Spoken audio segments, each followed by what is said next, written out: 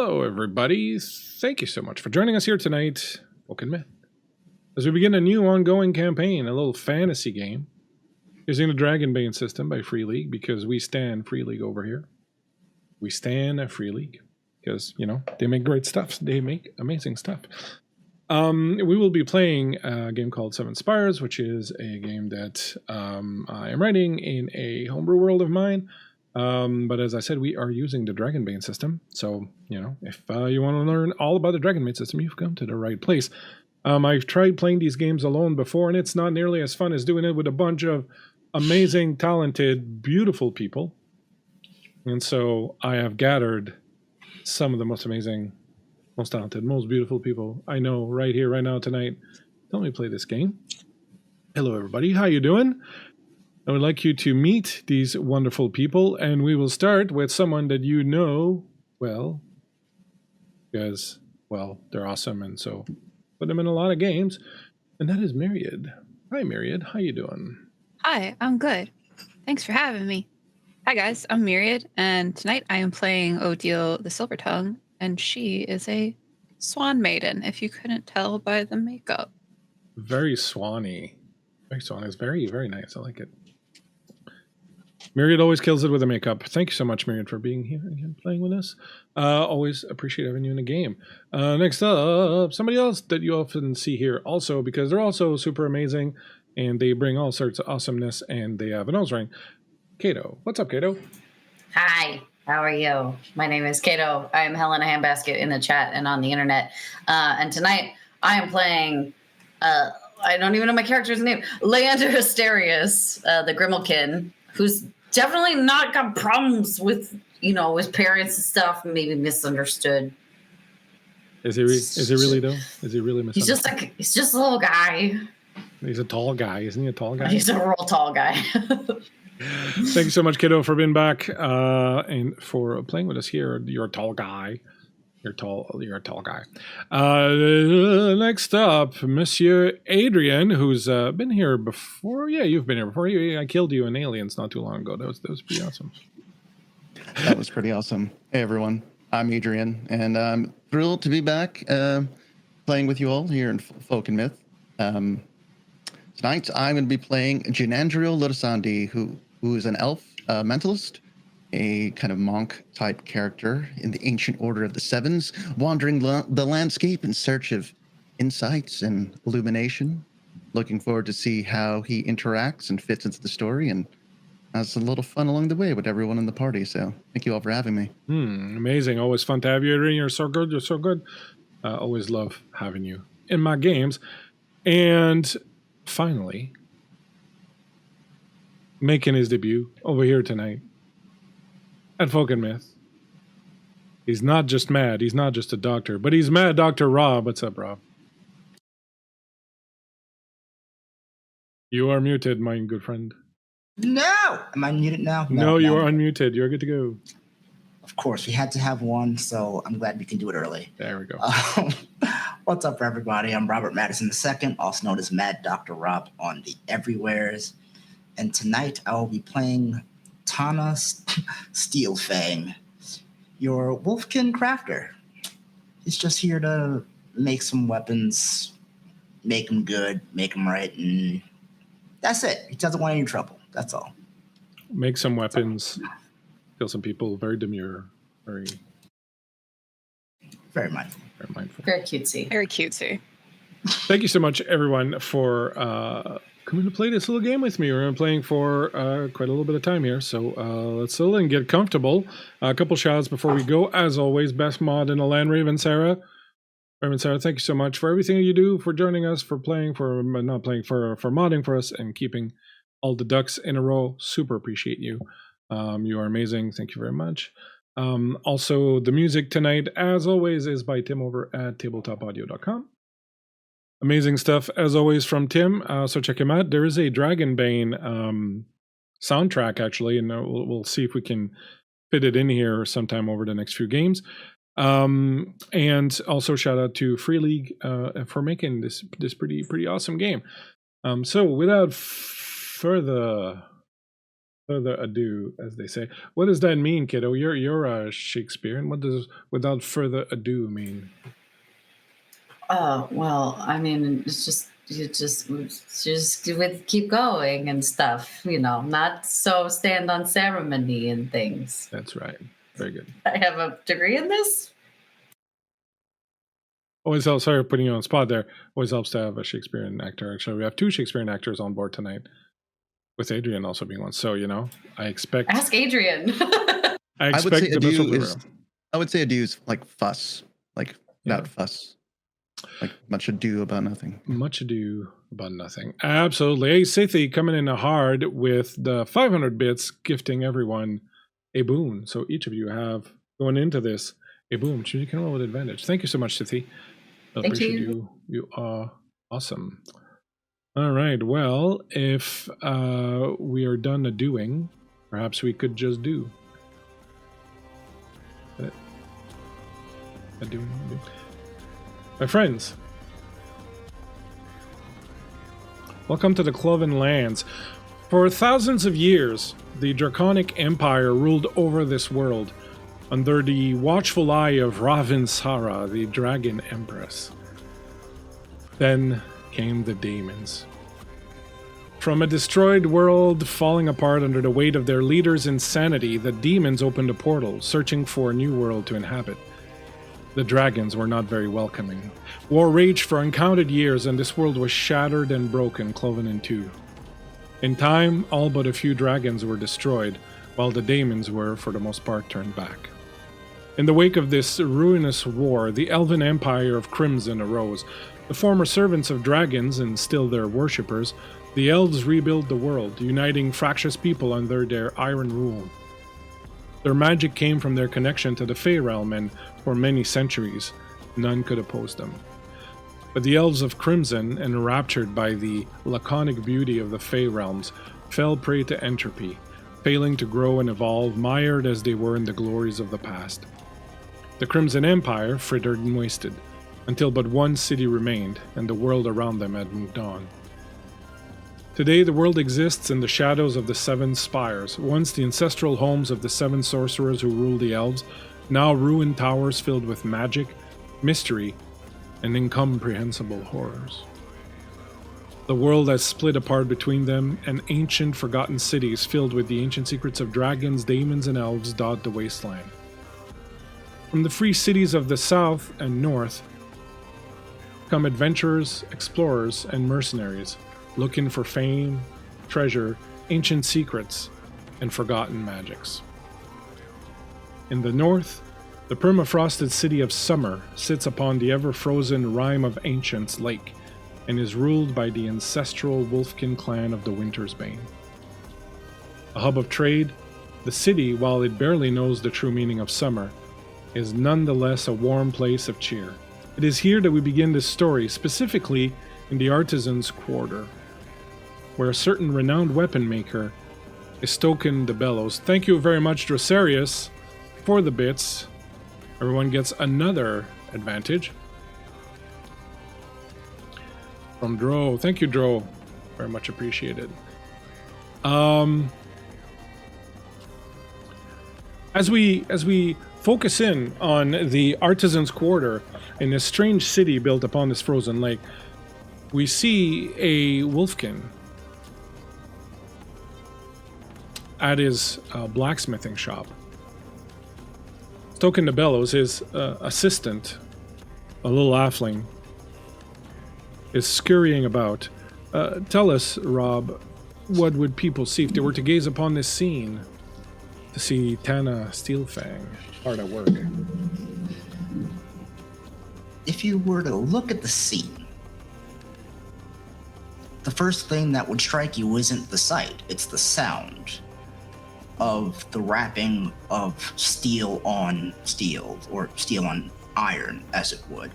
The sound of a hammer banging out another weapon of some sort, which would then be followed by the heat from the bellows being stoked and the fires, for we need to keep this place hot to make sure that everything is malleable and everything can move. And then you would see this figure, a large figure, a large furred figure, black fur, hunched over, probably looking close to, I'm guessing if you saw him stand up, probably 6'2", 6'3", broad-shouldered, muscular, with black fur, with white tips to the ears and the tail, and some couple of maybe white gray streaks of this wolfkin who reaches for something that's not there and then looks to the side, and you see the long snout and the fur. Apprentice, where is my tongs? And jumping to your apprentice, the halfling artisan Loretta Wiggles, who scampers forward, holding up 3 different pairs of tongs up to you, goes, sorry boss, not sure which one you wanted. Do you want the short ones? Did you want the ones with the little pincer thing on the tip? Did you want the ones with the wooden handle? I mean, I like the wooden handles because I think that they handle a little better, but this one's kind of squeaky, and maybe we should probably get... Apprentice. Wiggles. Yes, boss. The medium ones were doing long swords today, so... Oh. You're right, sorry. I'll... Medium ones for long swords, medium ones for long swords. Dumps the others on the ground and then hands you the medium ones. Thank you. Okay, we're gonna work on this. I know it's difficult for you, but we'll get this working. No worries. Oh, I got this, boss. Don't worry. I've been working out. See, and she flexes, and you can see some definition coming into the hammer arm there. Like she's been doing good. She's doing all right. Good. This will be fun then. And I'm gonna take the metal and sort of push it into the fire. Every time you say fun, something burns, boss. Just I don't know if you've noticed this, but you know. Exactly. Sort of pull it out and then just quench it, and the oil and the fires erupt. Sometimes things burn. Start hammering. Oh, all right. Yeah, she goes over and she gets her hammer and she comes up and she pushes a little bench and climbs up next to it so that she's at the right height, and with a pretty powerful arm starts swinging down and hammering down into that, sparks kind of flying sort of all over.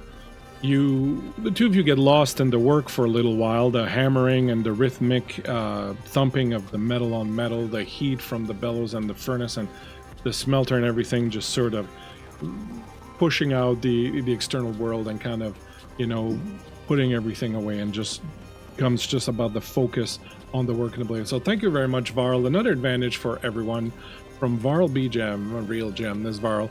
So go ahead and add yourself a third one. Thank you very much, Varl. As you're working, you eventually hear someone go trying to get your attention, perhaps having done this a few times already and not being very successful. Excuse me.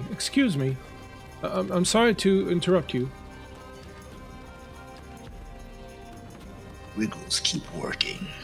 What is it? You turn to see a female wolfkin of the Kit Fox persuasion. Her orange-yellow hair hidden under a hood, a multicolored hood. Her entire suit made up of all the colors of the fall and the spring kind of mashed together. Big, long orange tail whipping the air behind her. I'm sorry. I'm dreadfully sorry. Would you perchance be Tana? I'm sorry. Was it Steel Eyes, Steel Heart, Steel Bellows, Steel Jaws, Steel Cramps, Steel Fang? Yes. Would you perhaps be Tana Steelfang? Yes, I would be. Oh, very well. I'm very glad to have found you. My name is Reyna. I was wondering if you were taking special requests. Of course, and she reaches under her cloak and pulls out a bulging purse coin. I've brought what I assume would be ample payment. I think I may be persuaded. What is it that you are requiring? My request is somewhat peculiar, and she kind of throws a side eye at Wiggles, and Wiggles is, as you see now, is like got the tongs and the blade on the top of it, and is trying to kind of stick it into the water trough there to cool it down. And Wiggles, use yes, the long boss. use the long trough for that. You have trouble with the Yeah, the angle. It's always the angle, boss. The angle always gets to me. All right. use the long trough. It's easier for you. All right. I'll go. And she goes over to the other one and starts putting it down. Steam rises. My apologies. No, that's quite all right. May we speak freely? Yes. I look around. Is there someone like around that? Yeah, well, let's do a roll, my friend. Let's do a roll. Oh. Go ahead. no. First roll of the game. Oh no. There I go. Give me an awareness roll. Okay. So your awareness is a base 10, which means that you roll d20 and you want to hit 10 or lower. Fun. You do have some advantages kicking around there that people have donated if you want to use. I'm gonna use one. I'm gonna use one. Thanks, Go chat.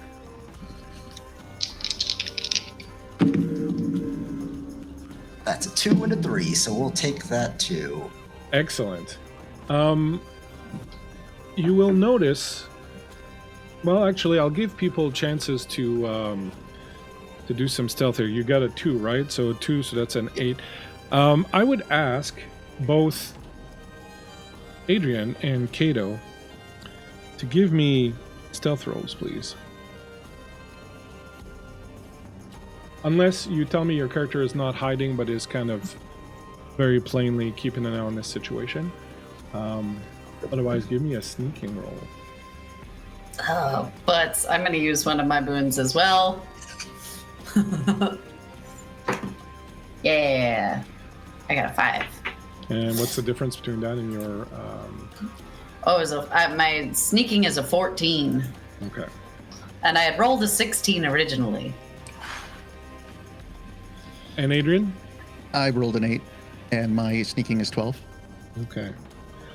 The only person that you notice, Tana, that's kind of somewhat, nearby, not necessarily like,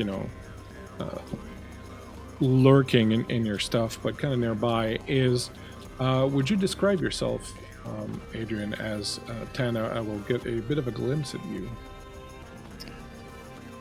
If you were to glimpse in his direction, you would see what it looks like a beggar that has been sitting outside your shop for maybe about 2 months. He's completely, at this point, nearly covered in snow.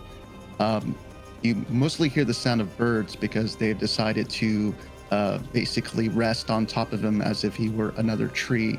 He's completely covered in snow. It's this elven-looking bum with a hood, kind of like there's little bits of a red hood coming out of the snow, and it looks like right as you peek in his direction, his eyes suddenly open to meet your gaze. You see these very piercing, but yet very trustworthy blue eyes gazing right back at you. Long dark hair, red snowy robes at this moment, covered with birds. You have not pooped on him yet, so he's a good boy. Impressive. That is all you see. I believe we are fine. It would be all right if you spoke freely, Mistress Reyna. She leans in very conspiratorially and says, I am told you have the ability to inscribe certain runes of power on the items you create. That is one of the stories, yes. I'm searching for a very specific one. I have need for something called benediction rune, something that allows the wielder of a weapon inscribed with it to be of particular bane, to creatures such as demons. That seems powerful and ancient. Something that would be very useful in the outers. Do I take it then that it is not one you know?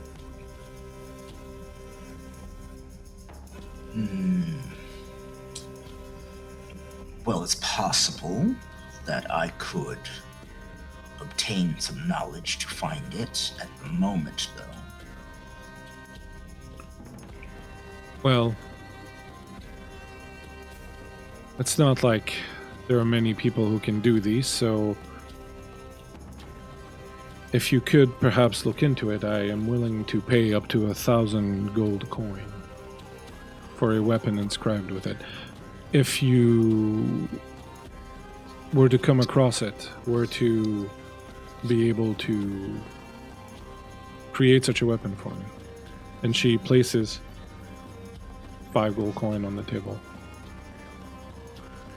I'll return a few days' time and see if you've perhaps managed to acquire said rune. Perhaps at that point we might discuss further. In a few days' time, then, maybe I will do some reading, do some research. I would appreciate, of course, your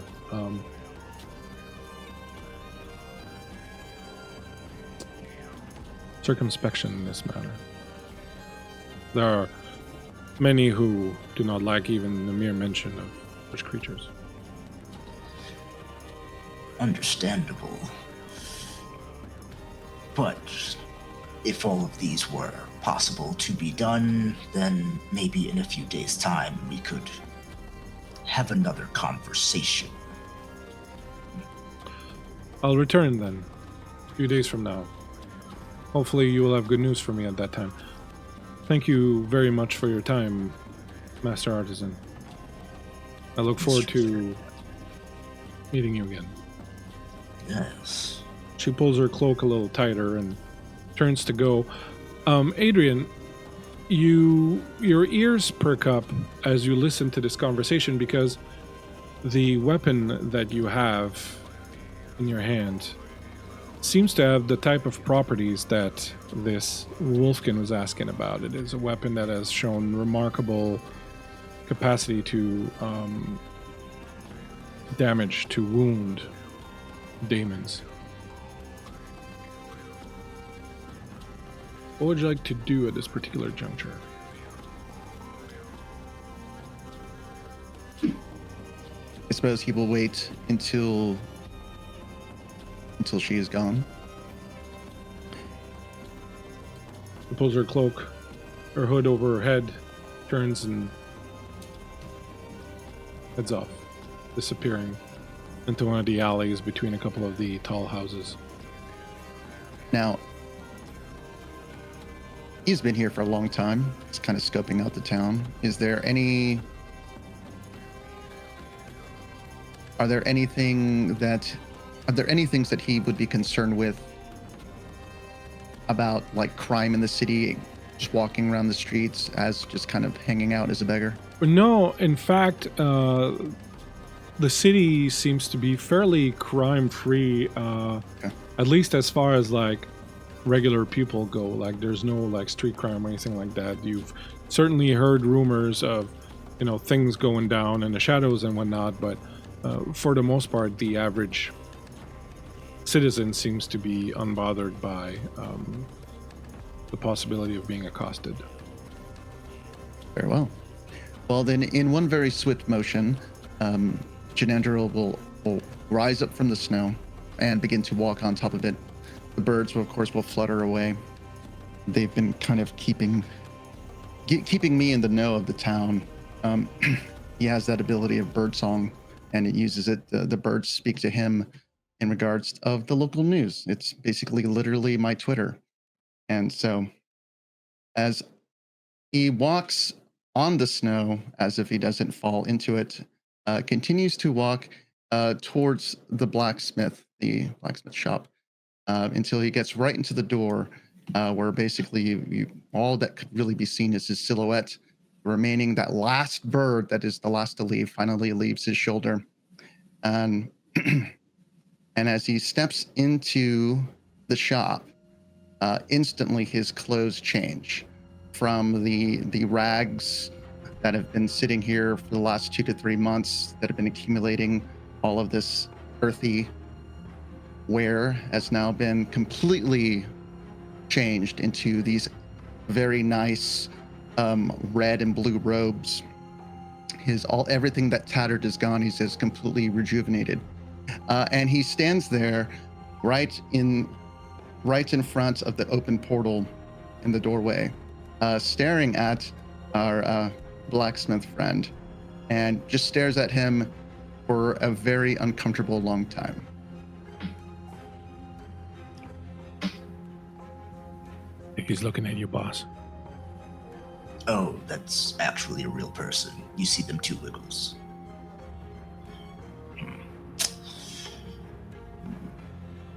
What is it today with the weirdos, boss? Honestly, I do not know. We're just trying to make things like what? Can I help you? He blinks for a moment, realizing he wasn't using words. And then he steps closer with a very amused look on his face, then a little bit of confusion. It's as if he's trying to translate in his head before speaking, trying to come up with the correct words. You've been sitting outside for a while now. I'm guessing you're just cold in the shock from the fire and the snow. He'll smile again, look right at you, and very amusing, like this is his favorite part. He can't wait for this. It's finally happening. And he slowly opens his mouth and is like, hello. Realizing that he hasn't spoken to anybody in about 100 years, he's like, and realized he was trying to talk into you with his mind the whole time, and he realized that's not working. I must look like an idiot. Like, hello there. I have come, and he looks around to seek answers from you. He'll take a step closer. He's all like, this is so amazing. He will whip out his cloak, his little robe, and he'll pull out this weapon. This, good sir. Place it right on your worksman's bench, your It's the front counter. front counter there. You place it down. I am in need of answers regarding this weapon. Forgive me, my manner of speech is very, very base, and I will catch up soon enough. But if you can please answer any questions I have regarding this weapon. You created this weapon, did you not? When you look at the weapon, you see a beautiful dagger curved with the pommel in the shape of a dragon's body and tail, and the crossguard being a combination of the dragon's head on one side and a dragon claw on the other. The sheath, beautiful, encrusted in gems, worked in silver and gold. And you see in the middle of the blade, right where you usually put them, a rune, much like the ones that you have been inscribing on weapons, but not one that you know.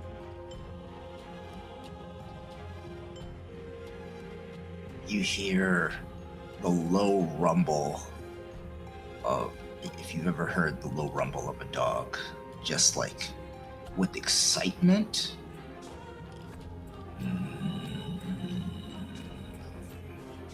Where did you acquire this? I acquired this from a temple in a monastery. I visited one many years ago. And I was there for a while, and I would go and occasionally, every couple decades, go and visit the master that was there. It was our 17th meeting, and he was late. He's never late. I decided to come up the steps of the mountain to see where he was, to find him slain, this weapon in his body. I have been traveling and seeking to see the creator of such magical weapon. I could sense its power somehow, and I think it somehow led me here to you.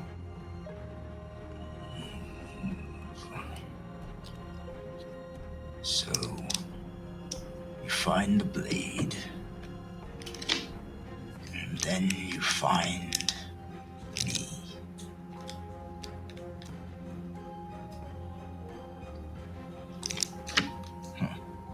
And he sort of handles the weapon, the blade,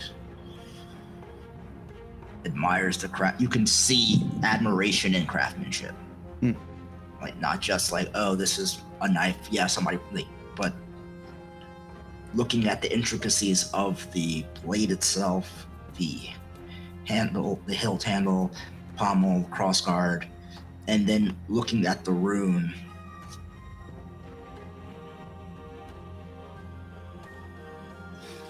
Go ahead and make me a crafting roll.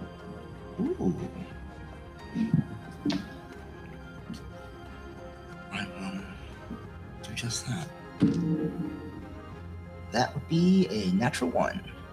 Ooh, natural 1 is a dragon, a critical success. You realize, first and foremost, that this weapon doesn't appear to be made of either metal or with a technique that you have ever encountered before. The most interesting part of it is that the rune that is inscribed doesn't appear to have been inscribed on the metal after the fact, but rather appears to have been forged within the metal itself in a completely different technique than you've ever seen. And because you got a dragon and it's such a beautiful success that you just got, I will also tell you that just by seeing the rune and seeing the way it curves and the different elements that go in it, it immediately puts you into the mind of the rune that the Wolfkin was just talking about, the benediction rune, but it appears to be more than that. There's like 2 runes layered upon each other. In fact, when you look, there appears to be 3 runes layered one upon each other, all embedded within the blade itself. And you realize that whereas you've been able to put 1 rune at a time on items, this appears to have a layered effect, so that the benediction rune is only one of them. You can't quite make out the other ones, but you get the sense that this weapon was not made by an artisan from, definitely not from this city, and perhaps not even from this world. It appears to be very alien and otherworldly in its creation.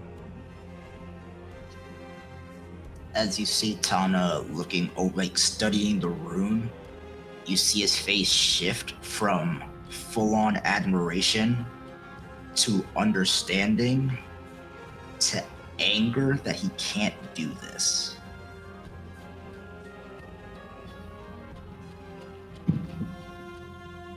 You just found this. You must understand. The body in which that blade was placed into was a very formidable master.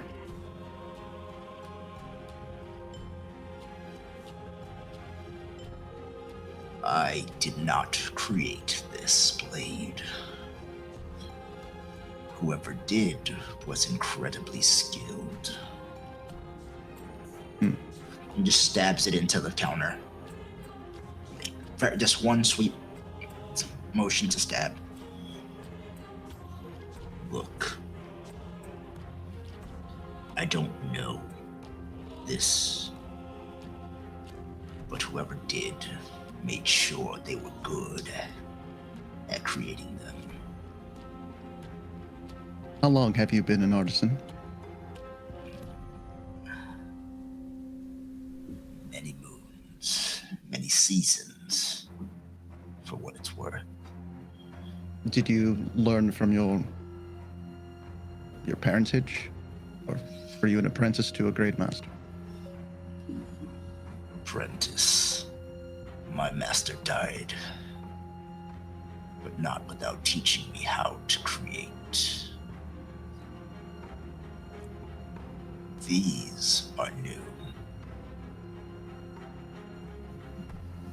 He sort of just like eyes the rooms. And as you eye the runes and try to pierce some of the mysteries involved with this weapon, strange weapon has been placed in front of you, Leander, you are watching this scene with rapt attention, as you are wont to do. Of course, your job is to keep an eye on the little one, Wiggles. And you're starting to feel that maybe this is some kind of prank that's been played upon you by the house, the night house. This little halfling certainly doesn't seem to be the kind of person who could do what the house believes they have done. But as the stranger, the strange wolfkin, the kid fox first appeared, discussing with Tana, and then this other strange elf arriving, you hadn't even seen him. He was hidden away in this sort of beggar's role, and with the birds and everything, and then him kind of flourishing out of there, and this discussion and this blade that they're flourishing, and even from where you're standing, you can tell that there's something very special about that blade. And as you look upon it, you feel something stir deep inside of you. You feel an act of recognition. You feel a sense of familiarity, as if you know this weapon. You've seen it before, or something like it before. And as you sit there pondering that, looking down, looking over across the way at them, Odile, you are asking for directions from a few people, and no one seems to know exactly where this Leander Astarius is. They all seem to know him. They all kind of chuckle a little bit when you mention his name, but as you're walking around kind of losing faith that you can never find this Grimalkin, you spy out of the corner of your eye the very Grimalkin in question, hanging out behind a tent, keep an intent eye on a blacksmith shop across the way.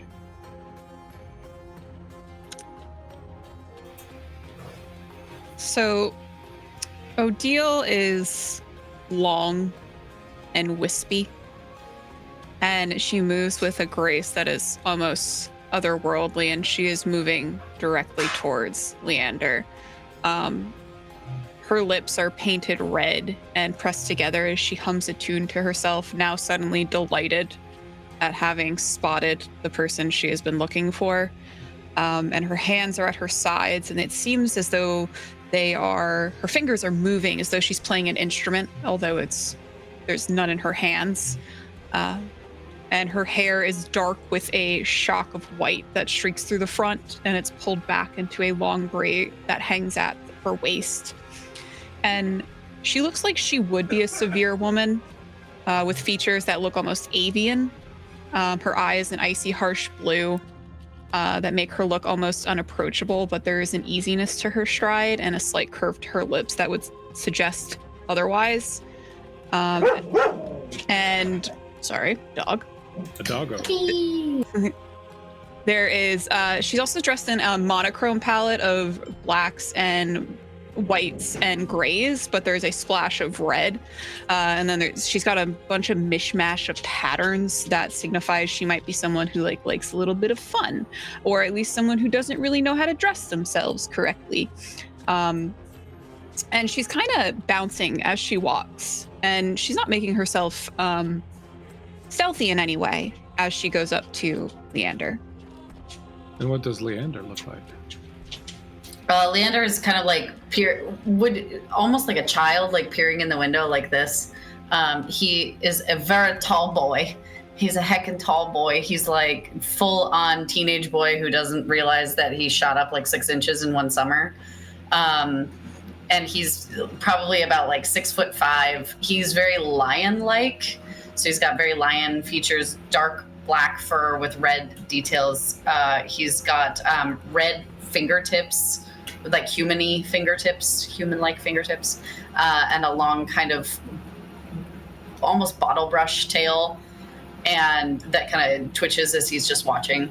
And his eyes, instead of kind of like a regular cat-like eye, are almost these kind of fiery, reddy orange with these big, almost reptilian kind of pupils.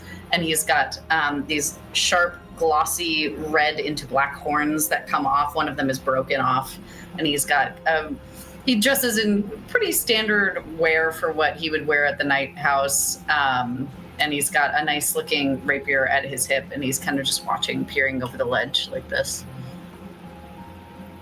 I think Odile comes up and she gets like right kind of next to you and is like joining you and looking and peeping in this window. Jeez! Ha ha ha ha ha. Hello. You are Leander, correct? Depends on who's asking. Oh, me. I am Odile, and she'll like hold her hand out. Are your fingers still going? No. You just see Leander like offer a very large human hand and like.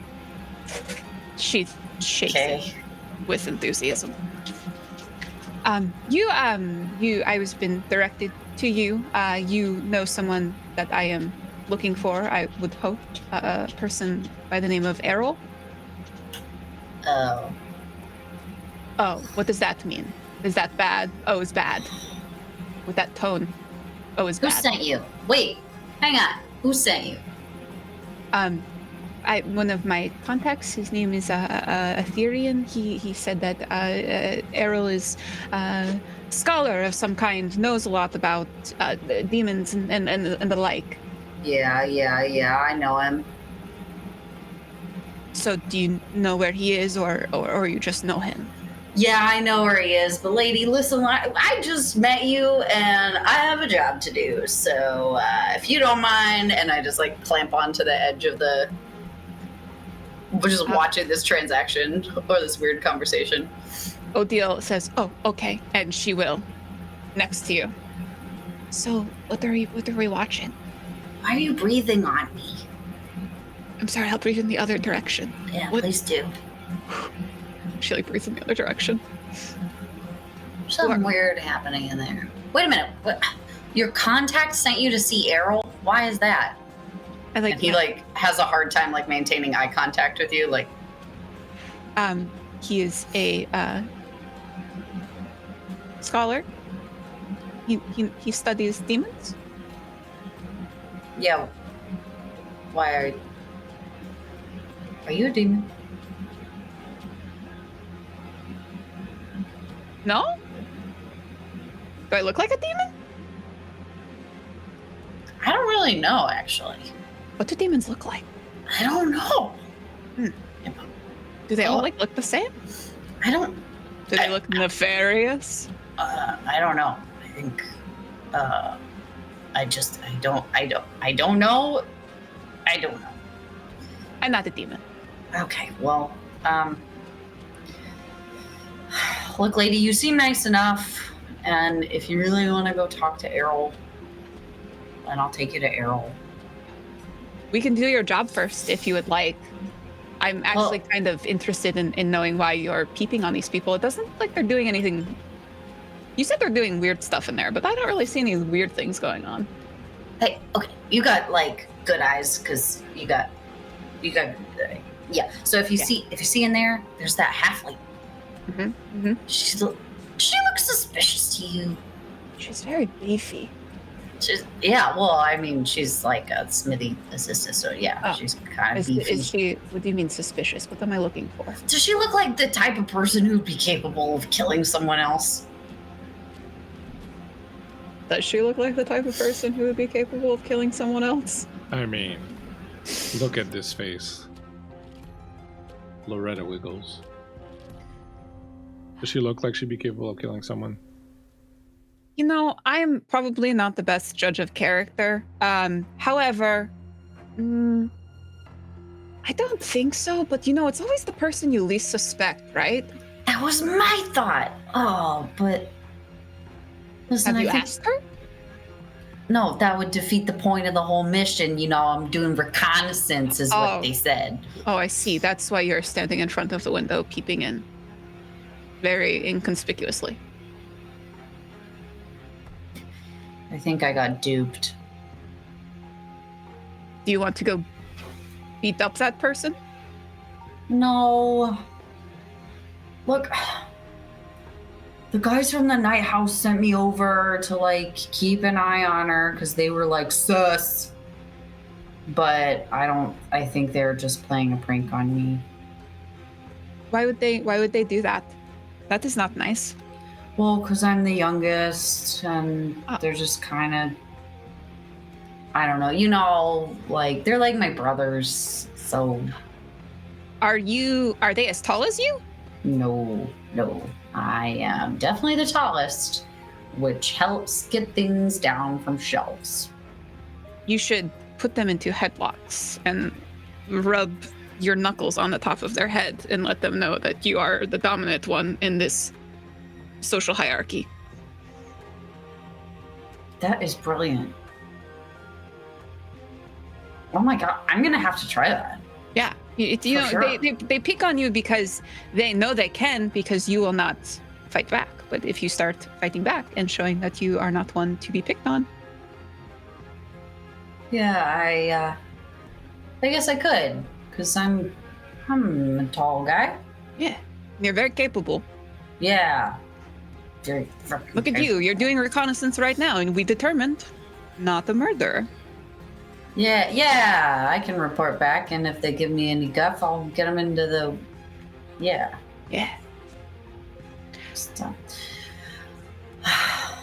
All right, well, thanks for that boost of confidence, and I can take you to Errol if you want. But I'm only going to drop you off at the front. So, you know, I'm not going to go in or anything because, just not going to. Like weird. I got my reasons. Okay, that's fair. You don't have to share your entire life story with me. Yeah, I just met you. And honestly, Yeah, that'd be like, weird. your eyes do give me a little bit of the heebie-jeebies, but like, it's kind of cool. She like widens her eyes. And he widens his in return. What else? What is this place? It's a blacksmith shop. Oh. It's Steelfang's place. If you need any weapons, this is your guy. Not He's really a weapon person, really, per se. Oh, okay. He does do some magic stuff, but I think it's only weapon based. So, I mean, I have like daggers, but like, oh, you could do. I mean, he can do some cool upgrades in it. you know, He's the master. do we like see the other two in the shop? Well, so what's happening at this particular point is we head on over back to the shop. The two of you, Tana and Jinandriel, are facing each other. On the table between the two of you is this dagger, and as the two of you are embroiled in this very deep discussion about who did what and where to whom and how did the guy die and what was going on and all that, you suddenly both kind of glance down and realize the knife's no longer in the table.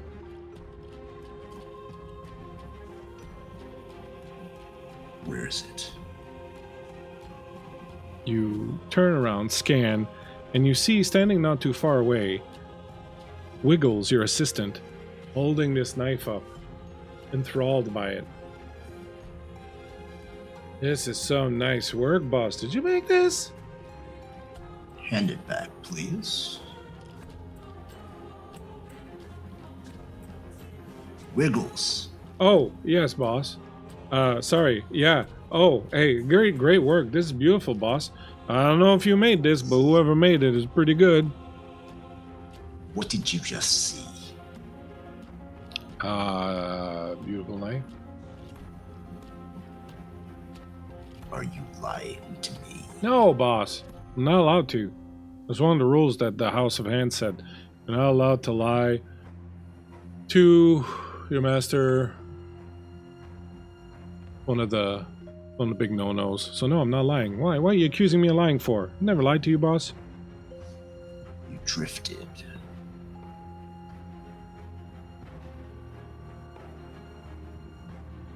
Yes, you drifted. Well, Saw you know, it. I just, you know, it was kind of, you know, I don't know. I didn't see nothing. I don't like this line of questioning. I'm gonna go polish a hammer or something. Turns around and walks off. Are you drifting? Are you lying to me? What was that? Nothing. I said polish with the right hand and hammer with the left hand. That way you don't get confused which does. I don't know. I'm just gonna go polish the hammer. And then she And grabs a feels couple of hammers. She feels very close to the side of her face. With just all you would see is just jaw and teeth. Good. Yeah. You know, boss, sometimes you're kind of scary. Yep. Now, elf. This blade. I didn't make it.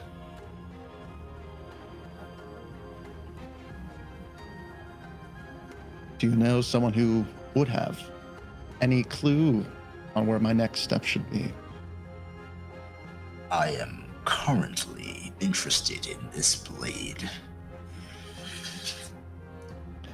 And possibly who made it, but I think I may know someone. I'm curious on how you may have drifted. Obviously, if you asked your apprentice if they did, that must tell me that you did yourself. Oh, I look forward to hearing about your vision.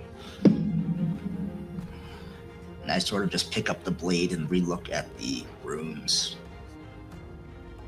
Just studying like how they look and how sort of that intricate laying.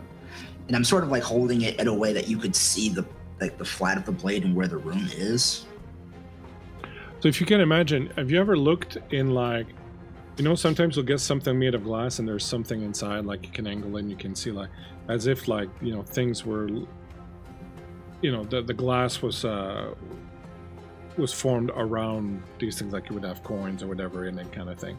So it's sort of like that when you can angle it, you realize you see through the metal and that these things are kind of very, very thin and kind of embedded in it.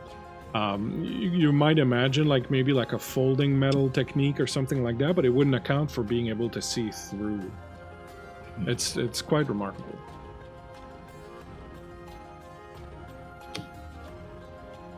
I will take you to who I think may know more. So long as I can hold this dagger. You wish to continue to possess it? We can discuss that. If you wish to continue to possess it, that is fine. There is study that must be done. Let's say I hold on to it. However, you can look at it whenever you want. I'm still studying its magical properties, as I am not an artisan that creates these kind of crafts. But I do delve in some of the magical arts, and some of its properties I find keenly interesting.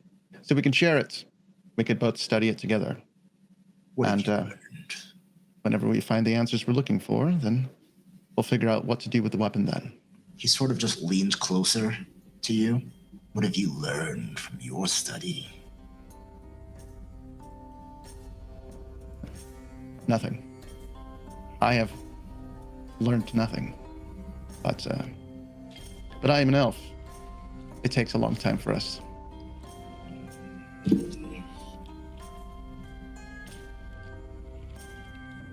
Very well. He sheaves it in his hand, slides it back to you. very gracefully takes it back and slips it into his sleeve. Now, forgive the intrusion. I know you're probably very busy. But if I could ask you one more thing. And no, it does not have to do with the people watching us. I'm looking for... I was wondering about that. That seemed weird. They were very loud. Wasn't it? Wasn't it kind of weird? I thought there were more of your apprentices, but in any case. Only one. I'm looking for a merchant. Obviously someone that must do a lot of selling of your type of weapons. He's also a scholar. I've only been able to run into him a couple of times, and I wanted to seek him out to see if he had any ideas regarding this particular type of artifact. He's a mallard. Lodril, the erudite. Do you happen to know where he may be? Have you heard of him? As he mentions Lodril, you feel the laughter start to bubble at the bottom of your stomach, but you clamp on it. Here's the thing with Lodril. Everyone knows Lodril. Lodril's a charlatan. Lodril is the biggest salesman of bullshit that's ever existed anywhere in this world, and everyone in town knows him exactly for who he is. I'll let you decide what you tell your friend here, but you know that, Lodril's reputation is less than stellar. I know of them. I've met them. You are looking for them for what reason?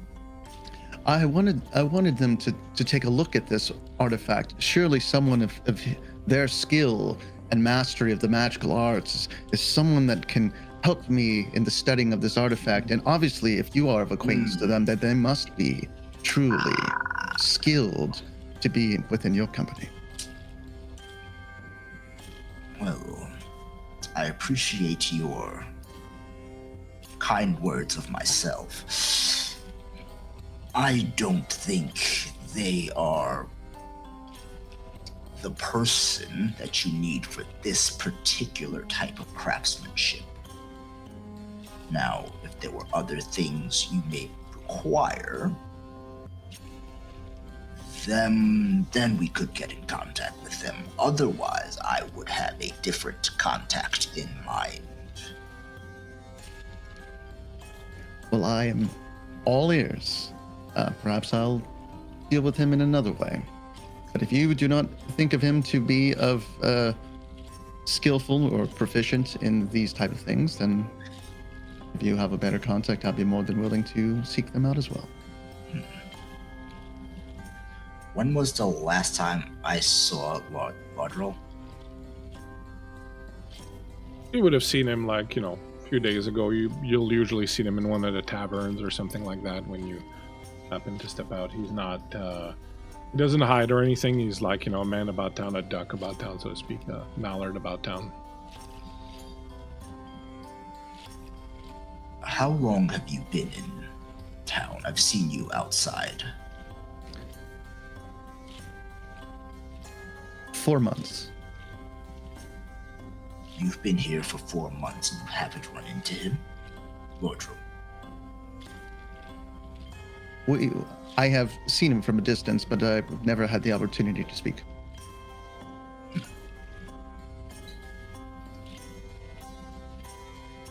As this blade that you possess, I would say is of importance.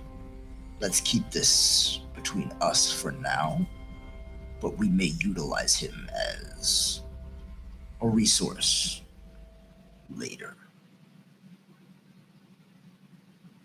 He'll grin and nod in acknowledgement. You going somewhere, boss? Possibly. 1 second. And I walk towards the door just to sort of open it and look over. Boy. Yes, you. Yep. What are you doing? What is this? Just showing my new friend here all of the sights of this super cool town. She was super interested in your blacksmithing shop. Isn't that right? Odile. Odile. Yeah, totally very interested in weapons. Yep, she's big time weapon gal. Yeah, they say, oh, look at that Odile. She's that weapon gal. That's what they say. Odile. Pleasure to meet you. And he leans in really close to Leander. Boy, Yeah. what are you doing here? Ha. I was admiring the wares from the window, and then Swan Lady came up and saw that I was, and so I was just talking it up to her about you and how great you are. He did say that. It's true. Yep, 100%. 100p. Jinandriel will walk beside his new woven friend and place a hand high up on his shoulder and just kind of whispering, "Your ears are back."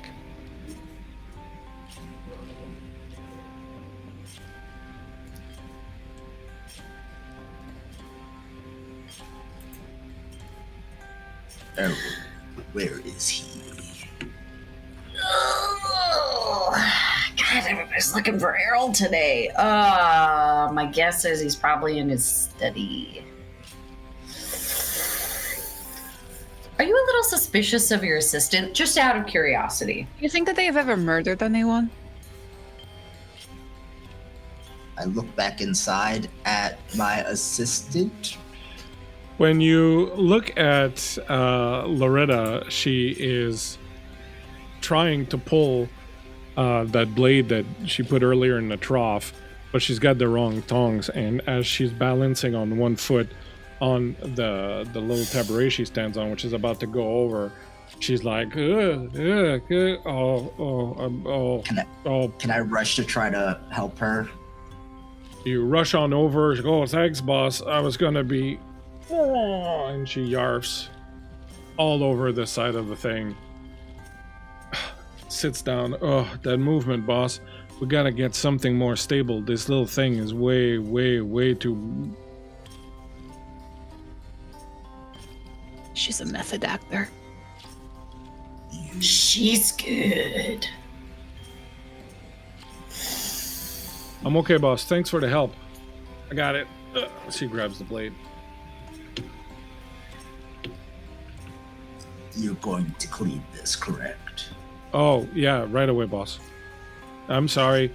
It doesn't happen often, but I have this thing in my ear, and as soon as the ghosts are that's why I'm not a sailor. I always want to be a sailor, there's a long tradition of sailors in my family. My father was a sailor, my grandfather was a sailor, my great-great-great-grandfather was a sailor, my great-great-grandfather wasn't a sailor because he had no legs, but all the others were. And then I was supposed to be a sailor also, but the first time I got on a boat, man, whoa, Yarf City. And so I realized that, it just wasn't the life for me. But then I always had a pretty... You're not listening to me anymore, are you? No, I've heard this one before. Such intricate web she weaves. It's amazing. How does she keep it all straight? I have no idea. You are whispering rather loud. Yeah, your friends are weird, boss. Did someone need to see Errol? I'll take you to Errol's. I'll drop you off.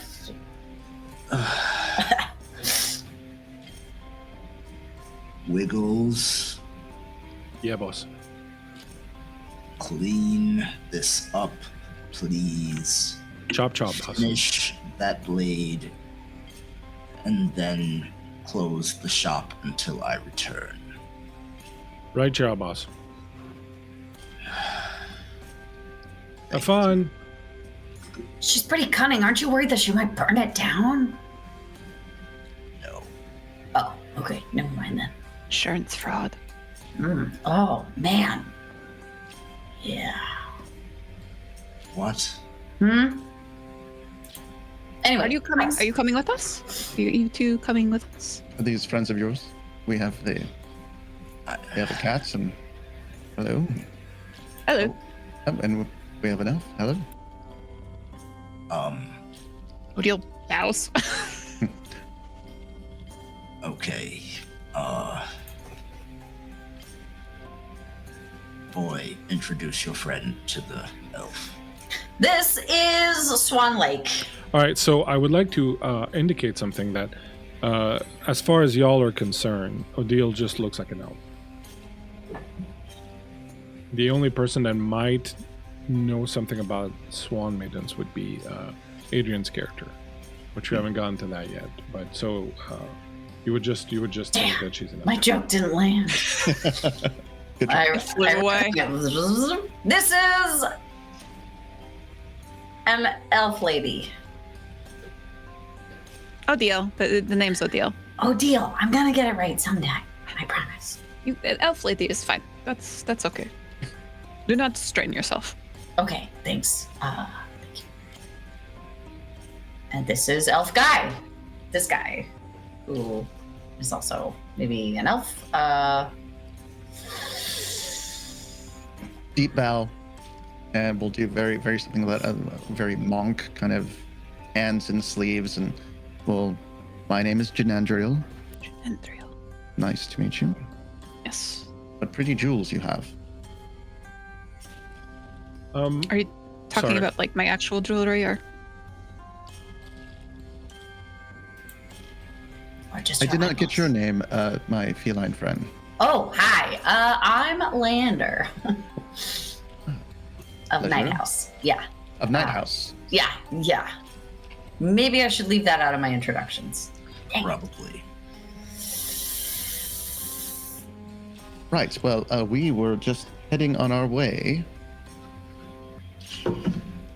Can you make me a myth and legend roll, Jinandriel, please?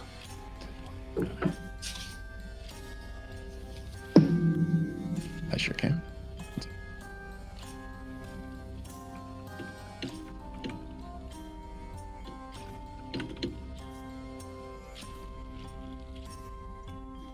I made it by 1.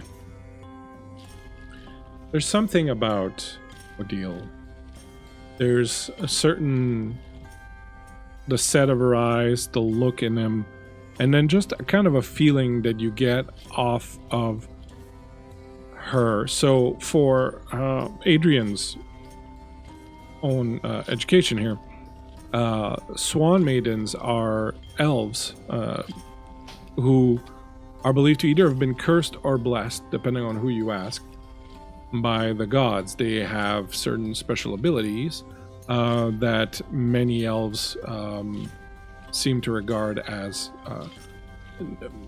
proof that they are touched by gods. They usually shun civilization, tend to live on their own out in the wilderlands, and don't usually, interact a lot with civilization. Your character would recognize her as possibly being one of these elves, these Swan Maidens as they are called. I will leave it up to you to decide what your character feels about this, but you would notice enough about her to realize that this is probably what she is. All right.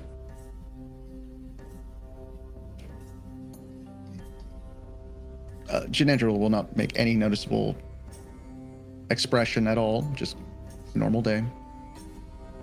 Just glad he's talking to people today. So you guys also need to talk to Errol, or? Yes. Oh, well, that's very convenient then, huh? We all have to go to the same place. I don't, but I'll take you there. Should we go? You have to take us. That's why you're involved And I in the just- group. I just like shuffle a little bit sideways.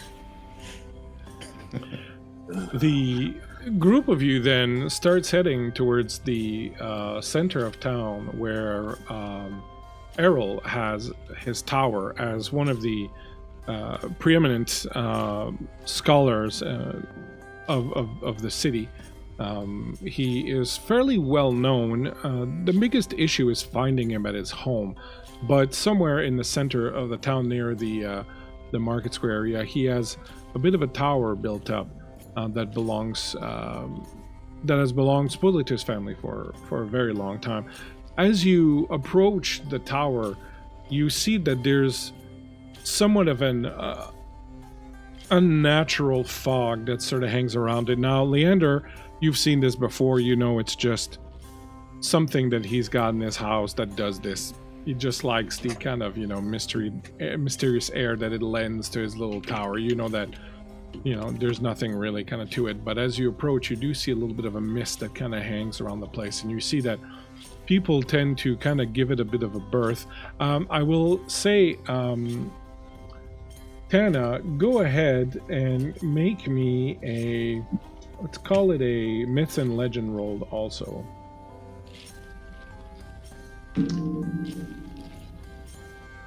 That is a failure.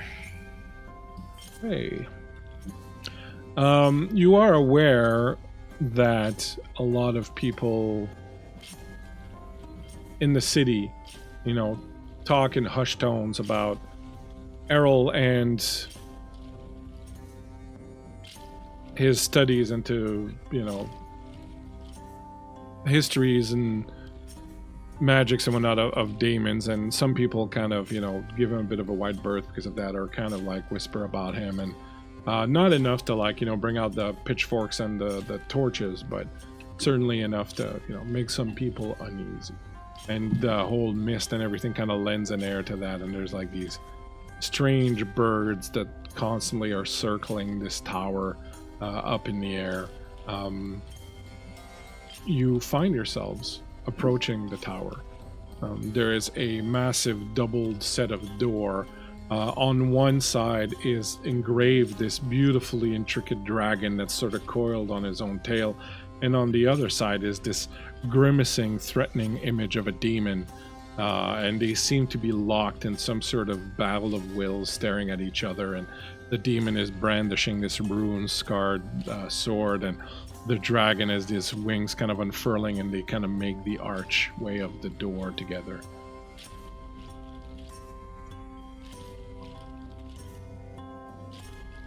What would you like to?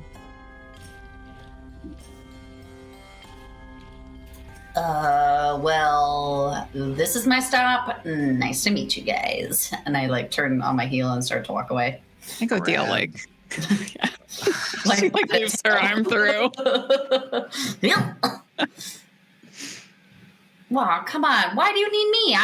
I said I would drop you off. I dropped you off. I have grown fond of you, actually. Okay, weird. You don't want to come know our secrets? Nope. Your secrets are yours to keep. But you are part of the night house? Yeah. And when your job is secrets, you get a little burnt out, and sometimes you don't want to deal in secrets. What if you find something really cool that you can go report back about? No, I think I'm gonna be good. I think it'll be good. I think I'm set. Where's your sense of adventure? I have plenty of adventure sense. Odile is walking as she's talking with her arm looped through Leander's arm. Yeah, and I feel like maybe Silver Fang is just pulling me by the tail, and I'm kind of walking backwards.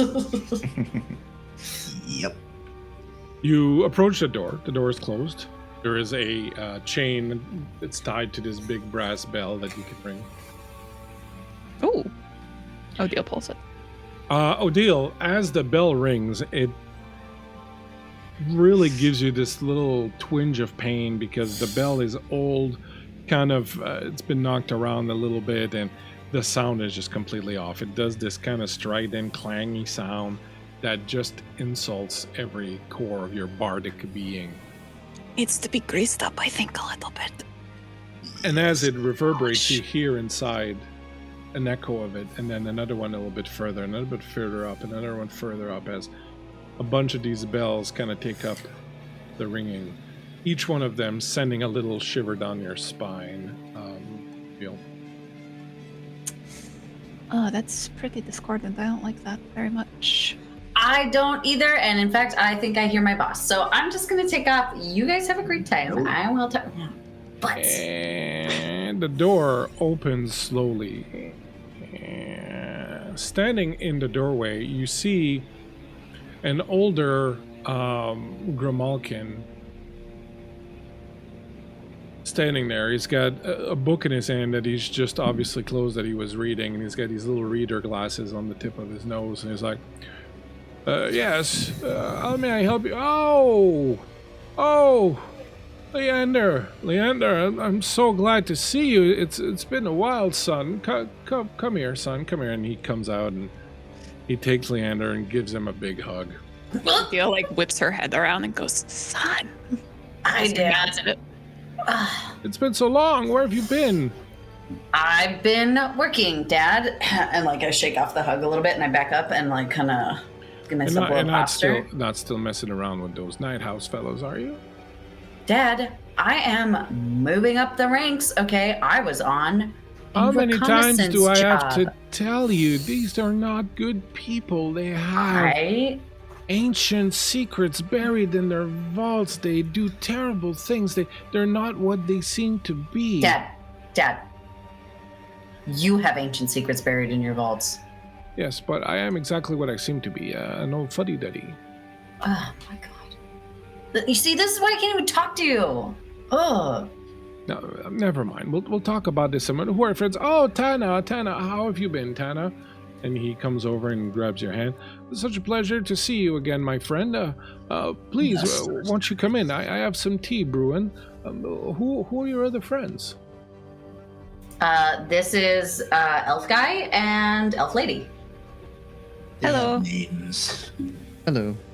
Oh, pleasure to meet you. He comes over, he takes your hand, Jinandriel. He's like, oh, very interesting. And he kind of runs his fingers a little bit on the tattoo that's on your arm, the dragon that's there. He's like, oh, very interesting. I don't think I've ever seen one of these before. I would certainly like to bend your ear a little at some point, and have you bend mine if you don't mind. Oh, you are so wonderful. Look at those eyes. Oh, that's a miracle, really. Pleasure to meet you, miss. What's your name? Odile. Odile, please. You can also call me Elf Lady. I will answer to anything. Oh no, that's not your name. Your name is important. Come on, please. Come on in. I have some tea brewing. I'm sure you'll all take a little cup of tea, and I'm sure that whatever brought the lot of you here must be very interesting indeed. Very interesting indeed. Please come in. Step inside. Whatever you do, don't drink the chamomile. What's in the chamomile? Just don't do it. Just chamomile. Oh, chamomile. You walk inside and you find yourselves in this very large room that's got a big hearth in the middle, this big circular fireplace, and you can see that in the roof there's an opening and the smoke goes straight out through this little sort of chimney. There's rain a little bit from the melting snow that's coming down. He's got a little clothesline that's drawn across the fire, and you can see some of his clothes are there drying near the fire. There's a kitchen table with some tea on it, and he hurries around, and as he please have a seat, he goes and he gets some little cups and he brings them back and he hands them out to everybody. He's like, I don't have Lee, would you be a good boy and go downstairs and fetch some cakes? You can fetch the honey ones. They're on the second shelf downstairs. Fine, Dad, but can you please call me Leander? Yes, of course, Leander. I'm very sorry. If you would. Oh, my friends, I'm so excited. I don't often get visits here. And he passes the tea around and he fills everyone's cup. It's very nice chamomile, You're going to enjoy it. Sugar? And he puts a little plate of sugar in the middle of the table. I don't think I have any milk. Leander, would you see if we have some more milk in the icebox downstairs also, please? Yeah, Dad. Oh, also, I think... What form is the sugar? Sorry, what? What form is the sugar? Is it like cubes? Yeah, it's like little cubes. Odile takes like the entire little bowl of sugar and just empties it into her cup. Would you like some? Could you bring up some more sugar also, please, Leander, while you're at it? Yeah, fine. And you hear like thunk as he like hits his head on the ceiling down there. Dang it! Oh, and I was thinking of making it nice too for dinner. Would you bring up some rutabagas and a couple of potatoes, please? I swear to God, Dad. Now, my friends, as Leander comes back from downstairs with his arms full of stuff. Thank you, Leander. You're a sweet boy. You're a sweet boy. And he grabs the stuff from you and he sits down. I'll get you a glass of warm milk, Leander, with honey in it, just like you love it. And he goes and he prepares this nice warm glass of milk. He puts like a healthy dollop of honey in it and he stirs it around very lovingly and he puts the little spoon next to the thing, and then he puts another little thing of honey next to it and he brings it over. Here, just like you like it, son, with the little extra honey on the side there, just for you. And he puts it down in front of you. Odile is taking like the little honey cakes and she's like taking 2 at a time and she's like munching on them and she looks at Leander. That seems very nice. And she's Yeah, he's great. And I like two pod like take this milk and sip it that way. I assume this is not just a social call. I assume you came here for a reason. I'm always glad to see Leander, of course, but he never comes around unless he's in trouble. Is Leander in trouble? Has he stolen from all 3 of you and you came here seeking reparations? Is that what's happening? What? Can someone vouch for me, please? We were on the reconnaissance mission, which I would say was a success. Like I said, Dad, I've been working Outside my shop. Yes. Your assistant is suspicious. I would keep an eye on her. Little Wiggles? She has the eyes of a killer. There's nothing suspicious about Little Wiggles. I've met her several times. She seems fine. And So that's the trick. Yeah. Mm-hmm. She's a method actor. She knows how to spin a web of lies. Yeah. It Dad, looks She's all seriously? fooled, but not us. Not our keen eyes. It looks I've at learned a Tana. lot. None of this makes any sense to me. Does it make any sense to you? No. She has a weak stomach, but she's getting better. Oh. Maybe she's from that Wiggles family that used to be sailors down in Rust. Apparently, like a whole series of them. I think one of them couldn't be a sailor because he didn't have any legs. Didn't have any legs. Yeah, Yes. but I think the others were a very well-known family of halfling sailors. Yes, they were a very well-known family. I've heard the story at least once a day for the past... Yeah, it's been a while. So, What may I help you with? well, other than the fact that your son was making new friends outside my window, this man, Jinandriel, was it? Yes. He seems to have stumbled across something that we would find interesting. Oh, is that so? Have you come across an iridescent purple-winged monarch butterfly? That would definitely be very interesting to me. No. No? Have you? I have not. Jinandriel will get up and he will very politely pull out the ruined blade, place it with 2 open palms, and place it upon the table by the tea. Again, Leander, you feel that certain sense of familiarity to it, and when you look at it, you see that your father is likewise staring at it very intently. Have you seen this blade before? Or something very similar like it?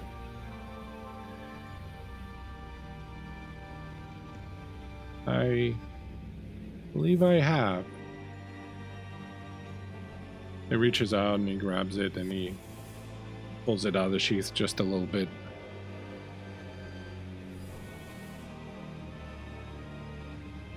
He resheaths it. He seems very perturbed. His eyes take that, 1,000-yard stare kind of quality to it, and Leander, you see he's doing this thing with his tongue and his corner tooth that he does when he's very worried about something. What you got, Paul?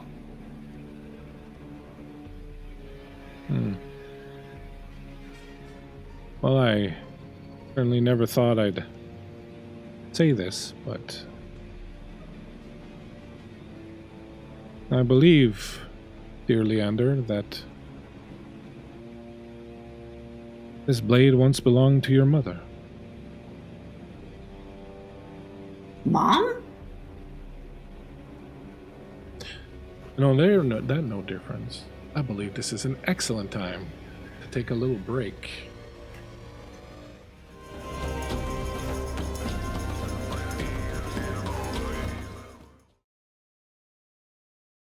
So I do. Hey, thanks for hanging out with us. We are back and ready to tackle this little story of ours. Just before the hold on a second.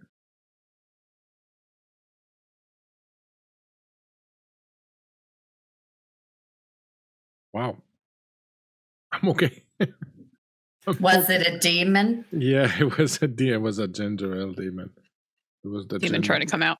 It was the ginger ale demon. It was like, I need to Canada Dry. Canada Dry is good. My friends, just before the break, you had been visiting with Errol Leander, Errol Astarius, who happens to be Leander's father. And upon revealing the blade, he did declare, my oh my, that he believes the blade used to belong to Leander's mother.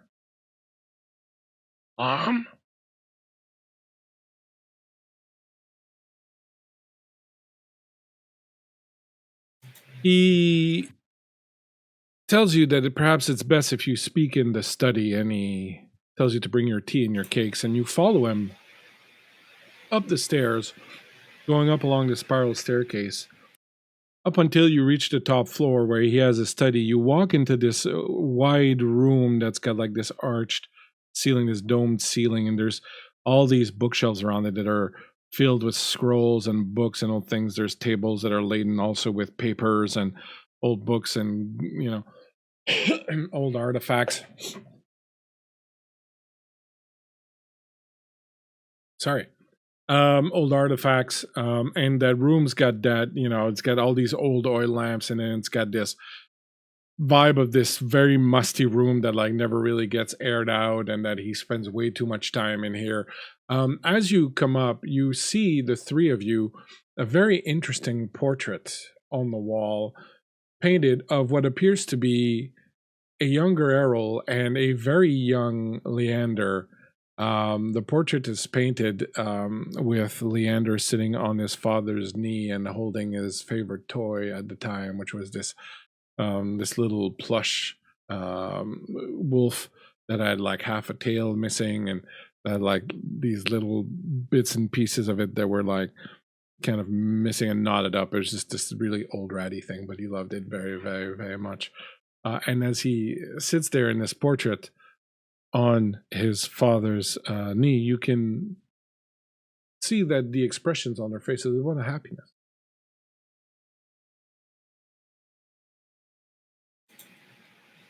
I'm very sorry.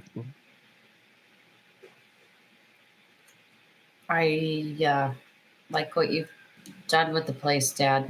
It looks really good. Yeah. I'll dust eventually. He seems very preoccupied. He brings the knife and he puts it on his desk and come around. Where did you say you found this, young man? I found this in a temple high up in the monastery. It had slain someone of great importance. I'm certainly sorry for your loss. When was this exactly?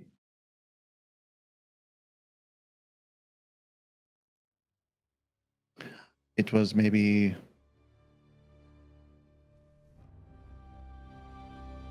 6 months. Hmm. And it may have been there longer. It's only when I found it. And when I did find the blade, there was no blood. Do you suspect that this weapon then was used in a crime, or perhaps simply bel- abandoned by... The person that it looked like the person was stabbed, but I think that either the blade was wiped. For some reason, the person did die of a stab wound. This knife was found by the body. Hmm. So they were either wielding it or they were killed by it. Very curious. I don't want to mislead you when I say that I believe this may have belonged to Leander's mother. I don't mean to say that I'm certain that it is. It looks like something she described to me once as having belonged to her.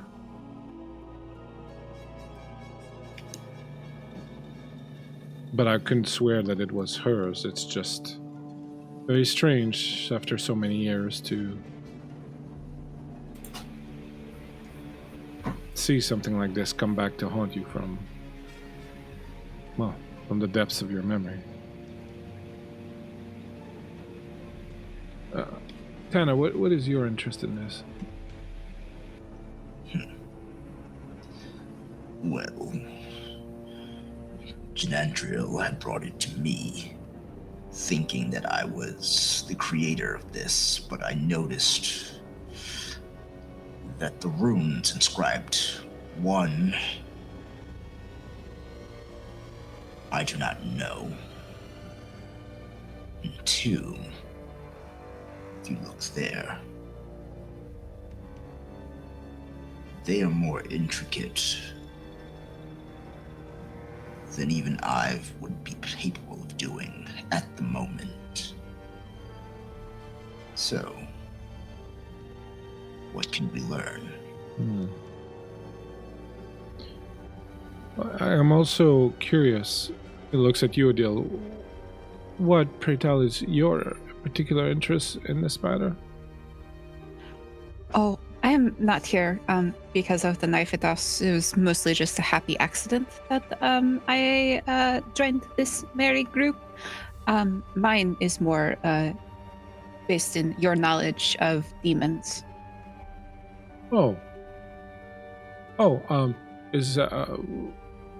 Was it a quick question? Could I answer it? Do you know anything about lifting curses from demons? I know that it's possible to do so. I certainly have a few books on the matter. What exactly is the nature of this curse? You see, many moons ago, I was cursed by a demon. They turned my wings to ashes. Your wings, you say? Yes, my wings. Oh. Well, unfortunately, there's not much that I think can be done unless you have the name of the demon who cursed you. If you have the name, then we might be able to figure something out, but without that, it's... I do have the name, actually. Oh, well, then we are a bit ahead of the game.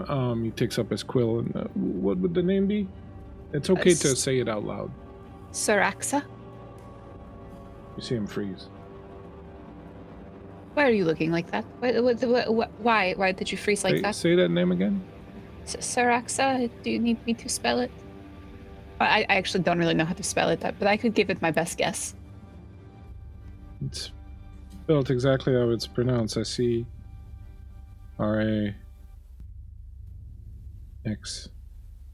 And he looks at you, Leander.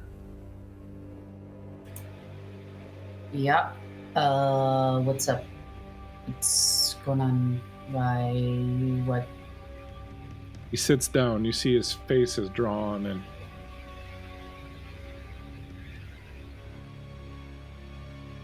it's too many coincidences. Many coincidences all at once. What does that mean?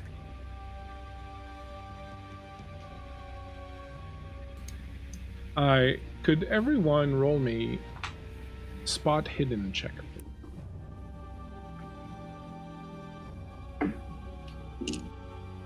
And remember, you have advantages if you want them. I'm not saying you need to use them, I'm just saying.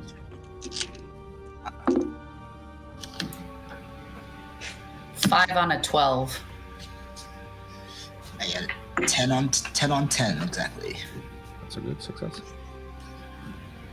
I did not pass. You are too preoccupied. I am. Got a 4 on a 12. So all of you except for Odile, who's too preoccupied. Out of the corner of your eye, you catch glimpses of movement, and when you look, all you see are these deep shadows all around the room, and it kind of feels like the lamps have started to burn a little bit lower as the shadows seem to have kind of crawled in and starting to hem you in a little bit. And every time you kind of look back towards the old man and the dagger and all that, you see movement out of the corner of your eye, and then when you turn again, it's not there. It's just these shadows, and you're starting to smell something burning.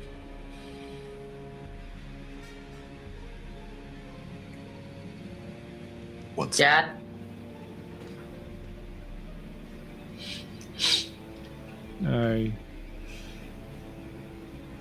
Well, you see, and he reaches into his desk and he pulls out this little journal.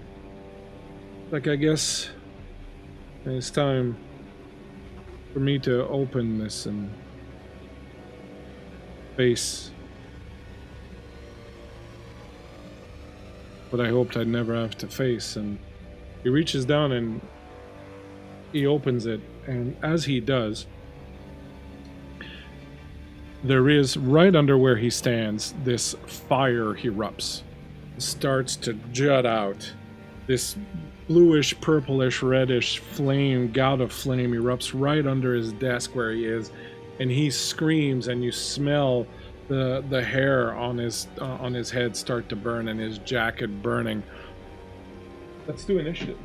No, Dad! Papa? No. Father? This got dark. Bleakseason, can you remind us how? Oh, yeah, it's cards, right? Yeah. For initiative? Okay. So the way initiative works in this game, it's with cards. I have the cards here. We'll draw them for you. If any of you have abilities that affect initiative and you want to use them, just make sure to let me know and to pay the toll, pay the cost and willpower. Go ahead and turn to Ulber Rudio. Ulber Rodeo.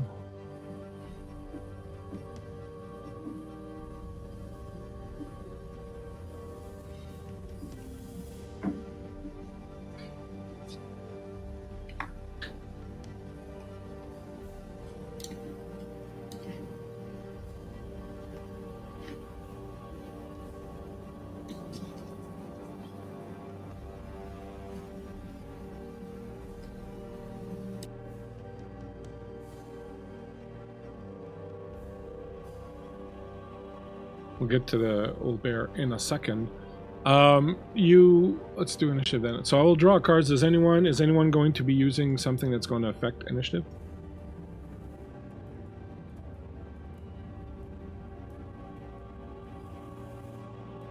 Check how many did I get?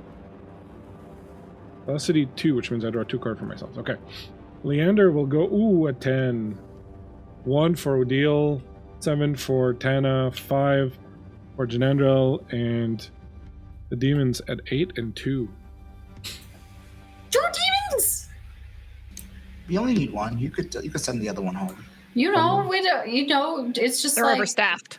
we're overstaffed. We got to do, first in, first out. One of the particularities of the game is that you can swap initiative with somebody else. So as long as neither of you is gone, you can agree to swap initiative if you want. Is 10 good or bad? 10 is the slowest number in. Butts.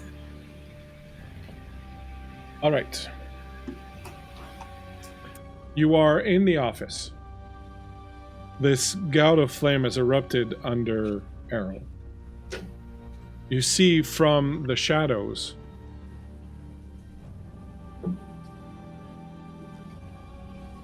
two creatures, long red scaly bodies, big bat-like wings, long horns. Each of them, their skin looking like it's licked by fire, and each carrying a black sword with dark red runes embedded in it, emerge from the shadows and move in on you. Odile, you are at 1. I would like to take out I have a little ocarina. Ocarina of Time. It's the flute, but I flavored it as an ocarina, if that's okay. And I am going to use my ability Musician. And it's only going to take me 1 willpower point because I have the ocarina. Very good. So I'm going to give all allies within, all of my allies essentially, because they're all within 10 meters of me, boon to all rolls for the next Ooh, round. That's pretty good. Pretty solid.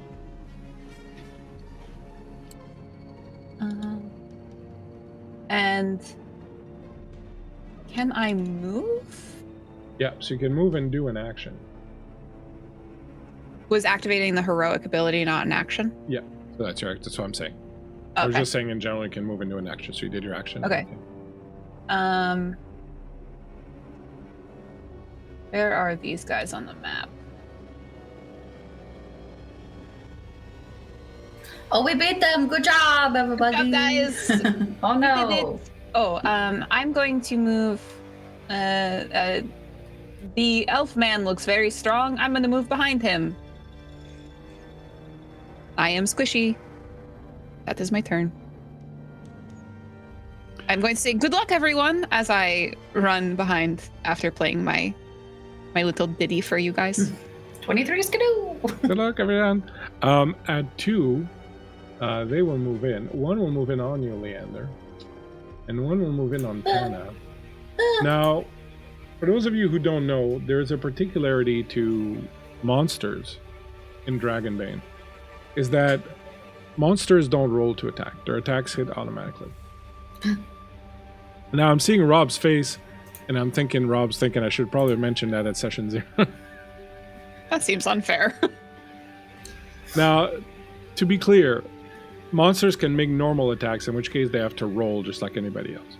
But they also have what's called monster attacks, which they can do instead of making a regular attack. Some of these attacks end up being kind of like regular attack, and those hit automatically. So, it was a little rough going. But I'm also called Bleakseason and not Whimsy Season or, Chipper season. Chipper or season. Happy season. We've been lied to. So what I like to Whimsy do, season. what I like to do is I like to have the players roll on the table of monster attacks to see what attacks befall them. And so we will begin with Tana as one of these chaos demons, because this is what they are, moves in towards you. Okay. Would you like to go ahead and give me a d6 roll?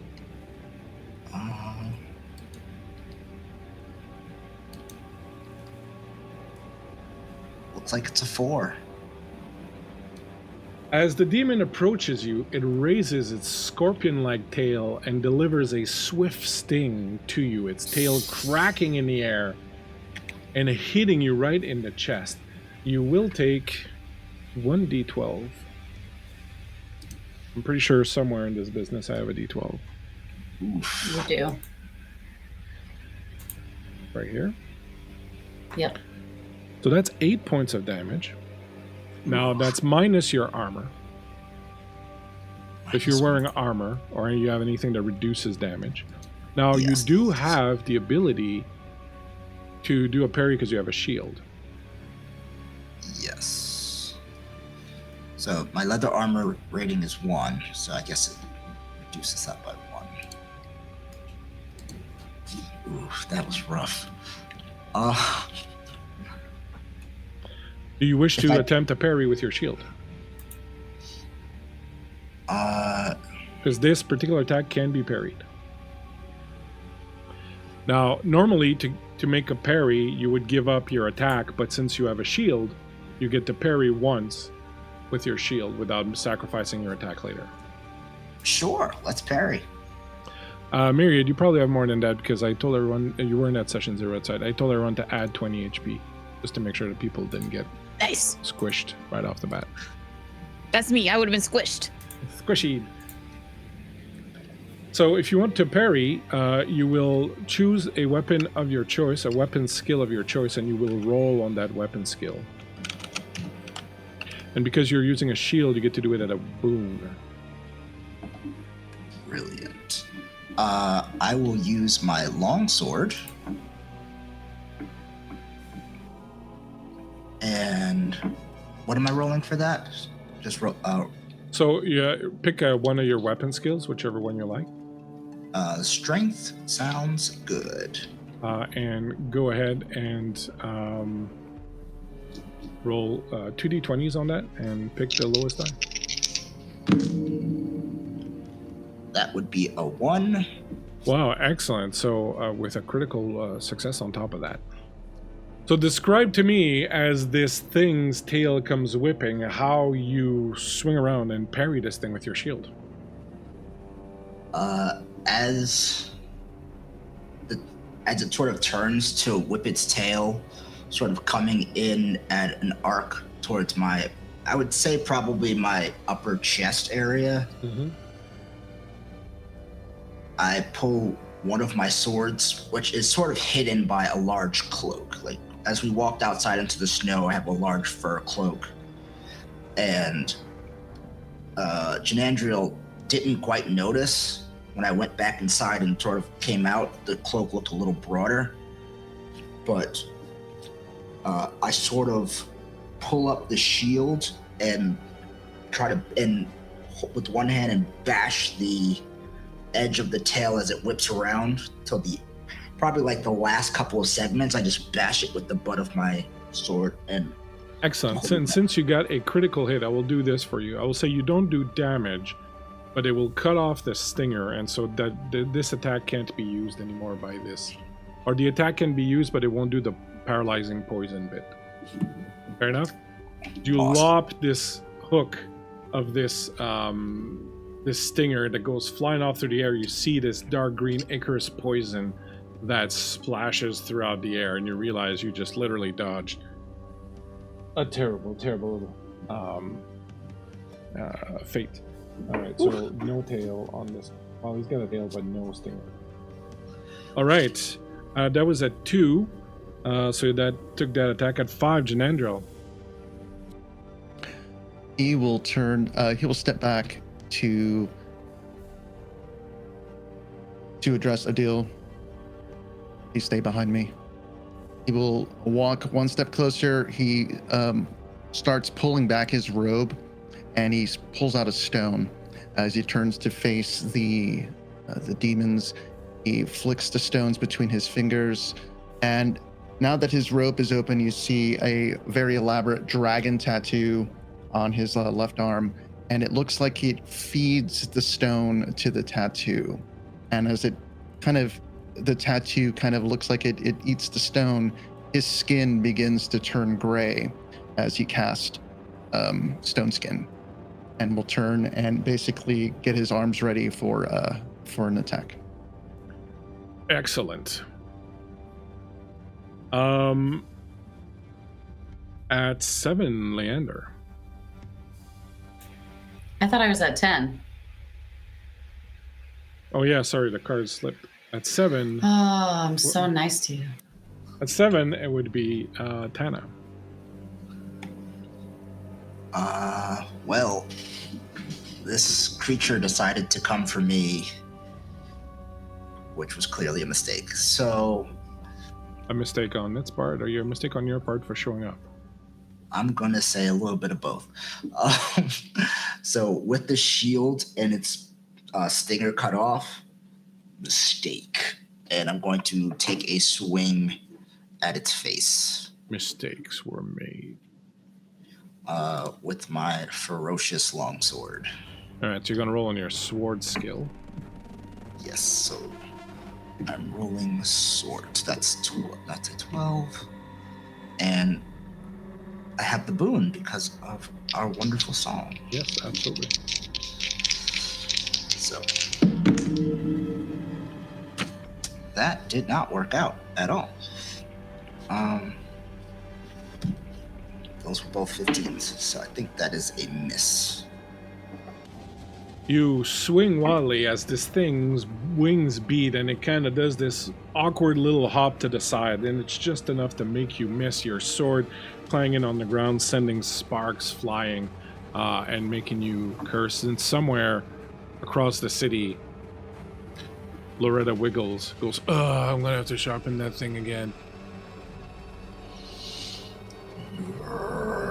Just hear like the guttural growl. Do you wish to move, or will you stand where you are? I will just maneuver myself around to sort of keep everyone between them, the demon, and myself. So Excellent. I'm between everything. I also realized that I forgot to do the attack on Leander earlier from their little... I mean, you can totally skip it if you want. No, we'll do it. So it Why comes not? hopping at you. Again, its wings kind of beating, and it like lands very awkwardly next to you. Give me a d6 roll, Kato, and let's see what you summon for yourself. Sure. Also, I'm going to implement fast footwork. I summoned a 4. You summon the 4 Scorpion Sting also, as similarly to Tana, the tail whips out and strikes you. Do you wish to sacrifice your coming attack to do a parry? I do not. I'm going to use fast footwork, which is 3 willpower points that I get to attempt to dodge an attack without consuming my action for the round. Alrighty then. So you're gonna roll on your dodge. Evade, sorry. Yes. Okay. Trust me, you're gonna want to evade. You do Evade. have an advantage, right? Yes. So d20s and take the lower. Right. You have a boon anyway from my thing, Yeah. so you don't have to waste it. Yeah, that's what I was. Oh yeah. Bubkiss? Bubkiss? Is that a bubkiss? I think I'm gonna burn. Can I burn a one of the boons? No. that I have? You already used the boon. Okay, I got a Alrighty. 15. I got a 15 on a 14. Yeah, so close. But no cigar. You'll take 12 damage Owie. minus your armor. Okay, so I'll take 11 damage. And the attack inflicts on 12, and a victim who sustains at least 1 point of damage is also injected with a paralyzing poison with Cool. a potency of 15. So I'm going to ask you to roll your stamina. Holy buckets. Stamina. Where do I find that on the sheet? It's one of your attributes. Con, sorry, con. It's called con. Con. Okay, so against that number listed right there, that one, right yeah, there. So you want to roll under? You want to roll 11 or under? I think I mine says 13 or under. Oh, sorry, I'm looking at Adrian's sheet. Oh, I rolled an 11. Ha ha. You Spicy rolled meatball. an 11, which is pretty good. I'm going to roll on the poison now. Oh. I rolled a 19, so you're good. You feel something enter your body. You feel your muscles stiffen a little bit, but you manage to resist it. So how much damage do I take? 11 points? 11 points. That's so horrible. The scorpion stinger grabs right into your chest. You feel it dig deep. Owie. I will say that this is not considered magical damage. Oh, thank God. Okay, great.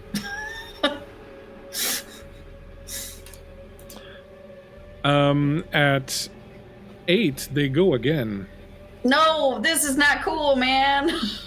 It's been nice playing with y'all. They go again because they have ferocity. The first one will come in and Give me a D6 roll, Mr. Rob. That would be a 5. The demon, having kind of hopped and skipped away from your attack, points at you. You feel this incredible force kind of emanate from it and strike you in the chest. You are pushed 2d6 meters back. Oh.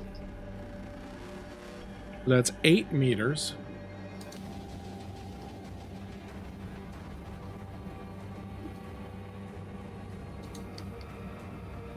Eight meters, about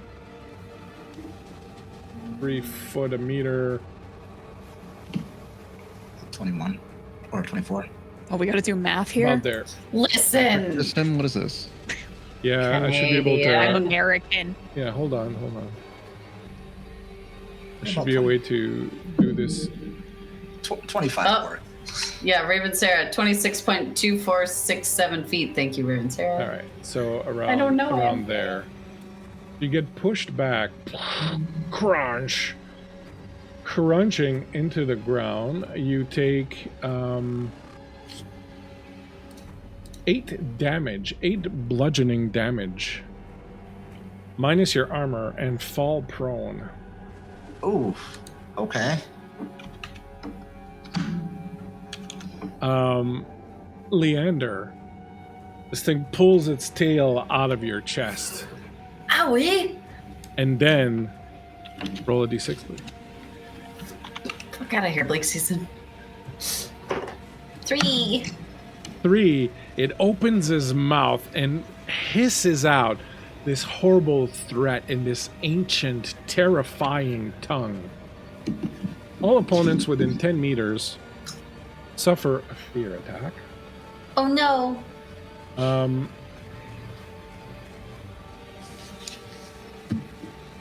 That'll be pretty much everyone. 10 meters. Like Raven Sarah, quick, 10 meters. 30, it's like 30 feet. Oh, You can go bless. with feet, 10 feet. You can go with feet. Feet's fine. Oh, wait. It'll be everyone will get it. Everyone will get it. So, my friends, when you suffer a fear attack, oh, you love it. You will roll on your willpower. Again, So against the... again, you have boons because of the wonderful Odile. So you can all roll with advantage against your willpower. That's against the current willpower number we have. That's what we're rolling against. Yeah, the willpower doesn't. Yeah, against what you have right now. Yeah. Oh, 9 on the dot. 10 on a 10. Got 10 7 on. out of 10. 7 on 10, it's good. 10 on 10 is good. 3 out of 16. 3 on 16, it's good. Dang, Adrian, good job. And sorry, Rob. 9 out of 9. You all resist as this cacophonous, indecipherable language. You don't hear what the demon says. You hear it, but you don't understand it. But it fills you with fear, and it's all you can do to stand your ground. Except you, Leander. You understand the words the demon speaks. You understand when he speaks, and he reaches inside of you and pulls out your darkest, deepest fear and repeats it, speaks it back to you.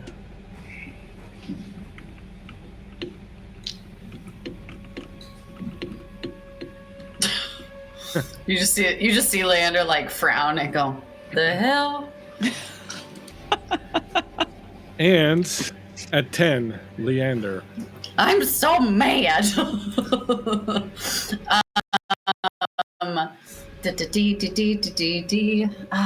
can't activate that power, and I can't activate that power. Why not? Well, one of them I can't activate because I need an ally in range, and one I can't activate because I need another enemy in range. Oh, I see what you were. Did I need to activate this resistance in terms of that damage I took? Sorry, not trying. Did you? If it costs something, yes, but it doesn't cost an action. Oh, so I actually should have taken less damage than I did. I should have taken. That's what you were trying to say? Yeah. Okay, got it. I think I got that right. Okay, great. Great. Well, then I'm going to look at him and I'm going to go, the hell? And I'm going to pull out my rapier and just go, Haka! Nice. And do a stab. I'm here. I'm just really warm ass. I'm going to take my shirt off, but go ahead and make your turn. Oh, my. That is so I roll a d20 for my agility knives, right? Yeah. Swords and knives. Swords, yeah. Swords and knives? Oh no, because this is considered an agile weapon, right? We had determined, so then I'm going to roll with my, like I would for a knife. Can you let me know what you think about that? That sounds right to me. Well, that's right. Say that again. What was that? We had talked about my rapier being a more of a finesse weapon that I would roll on as your if agility? it were a knife. Yeah. Okay. Come on. Oh, I still have a boon? Yes. Mm-hmm. Thank God, because that's an 11 on a 14. Make it rain from me, your Canadian dollars. Okay. That hits. Give me some damage. Okay, D10. Uh-huh. Don't forget your damage bonus for your agility, right? D10 plus 7? Is that what it would be then? No. Your damage bonus for your agility is D4.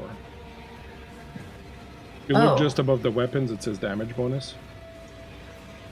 Sorry, friends. That's okay. Damage bonus. You're doing your best. We are learning. Damage bonus. I'm not seeing it on mine. Yeah, so you see your weapons are? I see. Aha. So a D10 plus a D4. Yeah. That's 10 points. Excellent. Are you doing the double slash? No, because I need a second enemy within range. That was the thing. I need another enemy or I need another friend. So how much damage was that? 10. All right. Nice. Very good hit.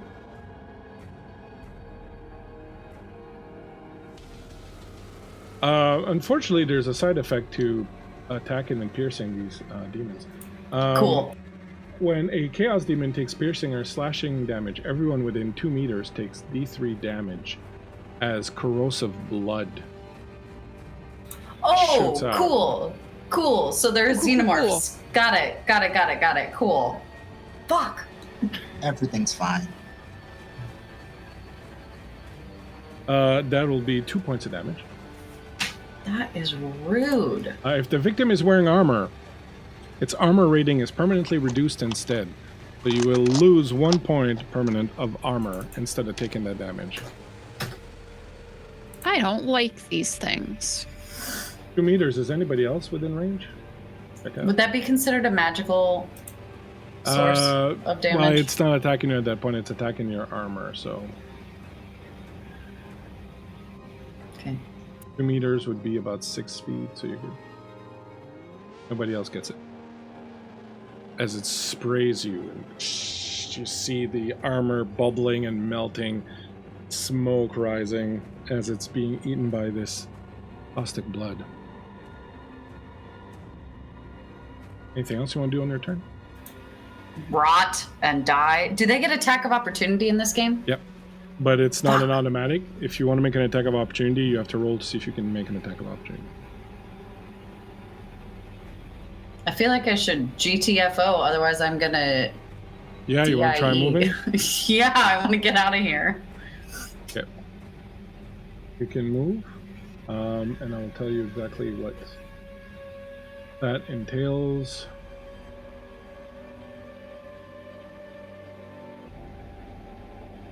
Oh.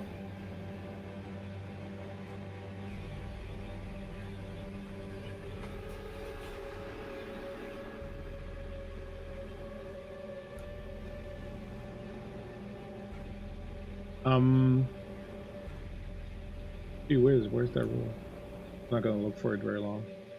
I'm going to say that Come back, place it back. If moving out of combat, you make an evade roll. That's right. So now you make an evade roll. Where'd the map go? Where'd the map I don't go? know. I don't know where the map went. I got scared. We teleported to another dimension where we won. So make an Yeah. evade roll. Make an evade roll. Is this at an advantage because I saw the boon from? You still have the boon at this point, yeah. Oh boy, yeah. Okay, 8 on a 14. So you managed to move without taking an attack of opportunity. Oh, thank Jeebus! Get me the fuck away from this thing, if you please. You can do it yourself too, but where do you want to go? Get me out of here! Oh my god! There you go. As you backpedal, Hot, hot, hot, hot cat, hot cat, hot cat. Spicy. we'll just say that 3 meters, yeah, basically, meter is about 3 feet, so we'll say that 3 meters is 10 feet, and call it that. I'm pretty sure there's a way to change the map so that it displays in meters. Leander goes at 4, Odile at 6, Jinandriel at 2, Tana at 10, and the Demons at 5 and 3. At 2, Jinandriel. All right, I guess it's my turn to go. Is the music still playing, or the music's gone? It's just one round, correct? Yep. Okay. Music's over. I The guess I have to notes make fade away into the I night have to make sky. my own music now. All right. Jinandriel will. Am I close enough to do a move and then attack? Yeah, you can move anywhere you want within the zone. Sweet. All right. Well, he will move. He will begin to do a run, and he is going to attack the one that butchered my friend. Go for And it. as he comes up, he will rear back his hands, and then he will do an unarmed attack. And go for it. And I'm going to use an advantage given to us by our chat friends. Very good. Thank you, Barl, Grow, and All right, I got a 6 out of a 12. that's a hit. And when he hits, and he hits right at the chest, it is right at that moment where it's just it's just like a punch, and then it just takes it's a millisecond for it to suddenly become Iron Fist, and suddenly the damage of the unarmed attack is doubled, and suddenly it's kind of it looks like a normal punch, and then suddenly it just expels out of his hand. So I will roll the damage.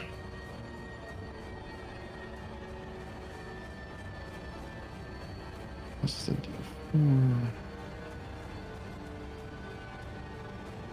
Don't forget to add your strength bonus. The strength bonus. It will be 11 points of damage. Pretty good, and since it's bludgeoning, it doesn't cause none of that acid blood to fly out.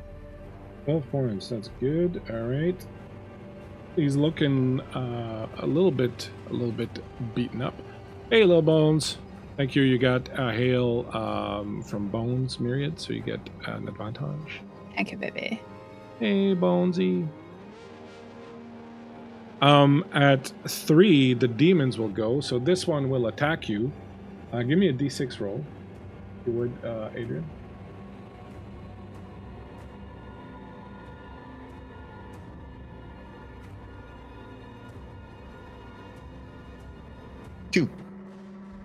Two, the monster, after you come in and punch it, it kind of skittles back a little bit. It puts his head down and charges you with its horns leading the way and comes about trying to gore you with them. The attack will inflict 2d8 slashing damage. It cannot be parried or dodged, unfortunately for you. You will take 9 points of damage minus your armor. And unfortunately, this also drains willpower. And it will drain 2 willpower from you as the horns bite deep into your chest, and you can feel some of your vitality exit. On the other side, this creature, seeing Odile now exposed, will charge towards Our lovely little Swan Maiden Bard. Give me a d6. If I don't want to do that, I will do it myself. 4. 4. You are very lucky, because as it comes bearing down on you, it whips its tail around and attacks you, not realizing that its stinger has been cut off by Tana earlier, so that it still barrels into you and still batters you, but it doesn't do the stinger attack. So you will take 9 damage minus your armor. As the blunt end of the tail brashes into you, and you go reeling back. At 4, Leander. I'm mad and confused. Curiosity, do I feel like I could speak in return to these things? I don't know. Do you? Can I try? Sure. I'm just going to say in the most Leander way that I could think of, back off, buttheads! You say that to them. Would you like to do anything else? Yeah, I'm gonna scoot on in next to Odile, and I'm gonna use my backstabbing ability. Ooh. Yeah. What does that do? You can activate this ability when making a melee attack against an enemy that is also within 2 meters of another player character. It counts as a sneak attack, which means it cannot be dodged or parried. I get the boon to the roll, and the number of dice rolled for damage is increased by 1. So, for example, 2d8 instead of 1d8. And it can only be used with a subtle weapon, so I'm going to use it with my rapier. So that's going to be 2d10, and then do I get my agility bonus die on that too? You have to roll to hit first. Butts! Okay. You using an advantage on that, I believe? Yeah. Do-do-do. Oh, lovely. That's a 4 on a 14. Excellent. So you strike this thing in the back. Go ahead and roll your damage. Okay, so that's 2d10. So I don't double the ability modifier. Or is that a single die that remains the d4? And yeah, it's just the d4. Okay, so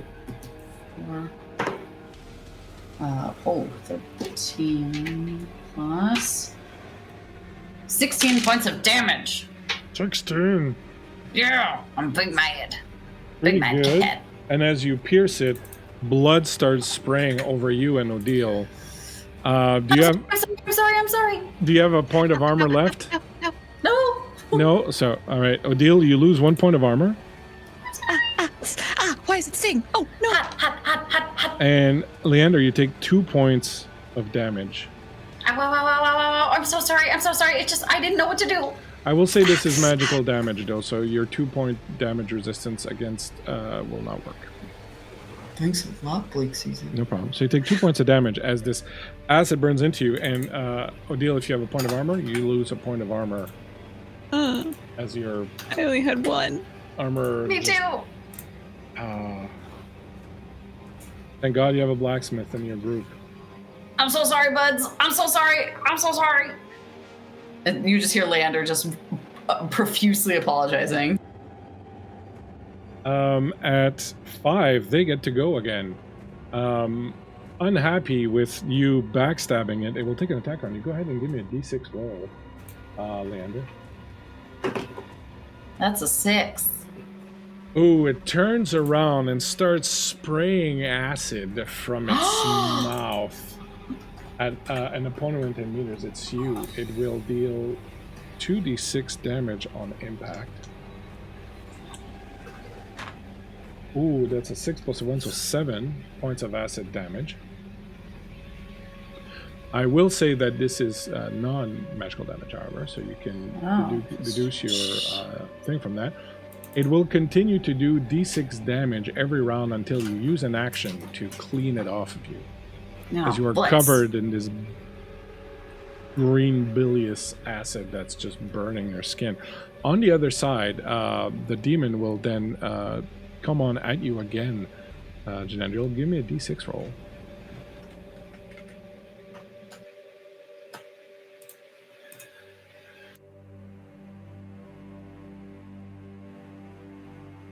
That would be a 5. A 5. The demon points its hand at you, and I'm sorry, you don't take the willpower. I misread earlier. It's another power that drains the willpower, so you can take your willpower back from earlier, Adrian. Okay. The demon makes a sign at you in the face and totally fusrodas you all the way back, sending you back 9 meters.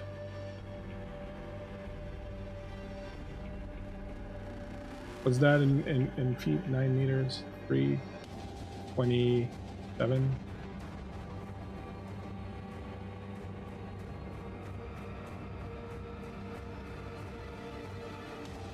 You will not go all the way, as you will barrel into Leander and Odile unless they make an evade save. Leander and Odile, please give me an evade roll. Okay. Oh, thank you. 5 on a 12? Very good. 3 on a 14. So you take 9 points of damage, Jinandriel, and you are prone. Oh, sorry, bud. If you have armor, you can deduct some of your armor from that damage. Mm-hmm. And then, because he's like that, he's going to come at you live. All right, that was at 5. At 6, Odile. I only have weapons that do piercing damage, so I'm going to use my musician's talent and play a little ditty and give my friends a boon. We love a buff. A level above. And these guys get attacks, so I don't really want to move out of the way and risk that. Yeah, but you can make an evade roll to avoid being... Okay, I'll do that. What I'm going to do is I'm going to try to swing around, because I don't want to be near the ledge either. Okay. That seems like a bad time. Probably. And now, the choice of magic. 6 out of 12. Nice! You managed to move out of there, leaving Leander to face this thing alone. But it's And okay. I'm still burning from like the acid, yeah, acid, so it's I'm like, totally fair. Ow. Totally fair as far as I'm concerned. At 10, Tana. Oh, wonderful. So this demon has just run up to my face. I'm going to sort of kite around, so still staying within his range, but sort of back, not towards any edges. I guess I stand up and do that. And I will again take a swing with my longsword, sort of backhand, try to hide it behind the shield, and Go for it. take a slash at him. with You the have boom. advantage, thanks to a deal. Thank you so much. Utilizing my sword skill. Come on, please. That is a 6 under 12. Excellent. Give me some damage. Don't forget to add your strength bonus. Sweet. And what your sword does something, right? Don't you have... That is for dragons on a 1, 2, or 3. Okay. But this one, with the longsword, gives me 2d8 plus 1d4 damage. So hopefully that is 16 damage. Whoa. Good hit. You see him stumble and put a knee to the ground, and you can see that he's very, very direly wounded. He kind of hits the ground and screams as blood drips down, but of course it was a slashing attack, so it sprays acid all over you. You lose 1 point of armor permanently. Well, that was fun while it lasted. If Alien Romulus took place in front of a decaying church or something. That's right. All right, new initiative. Rob, you got a hail from Varl. Oh, thank you. Yeah, that gives you a boon. Continues. Thanks, Woo. Barl. Thank you. Leander will go at 6, 2 for Odile, 4 for Jinandriel, 3 for, wow, you guys got it going on, 3 for Tana, and then 9 and 5 for the Demons.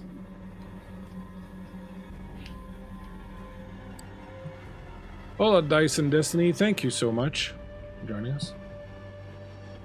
Thanks for the follows.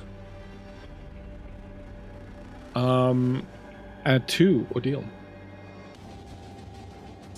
I think I am close enough to get Tana and Leander with my my musician. So I'm going to play a little ditty again and be like, "Hey guys, you want to hurry this up, please?" Do-do-do-do-do-do-do-do. I love that song. And that's going to be my turn. And I love that too. Fucking Bob, thank you so much for joining us. At 3, Tana. Oh, this is fun getting to go early. With that, I'm going to try to finish off this guy. He said he was looking rough. Yeah. So, yeah, I will, again, just sort of try to cure what ails him with the longsword. And, and yay, Kadun. Thank goodness. It's a great song. It's a good song. Thank God for the bards. It's a nice little ditty that gets stuck in your head. That little Swan Maiden out there turning into Iron Maiden.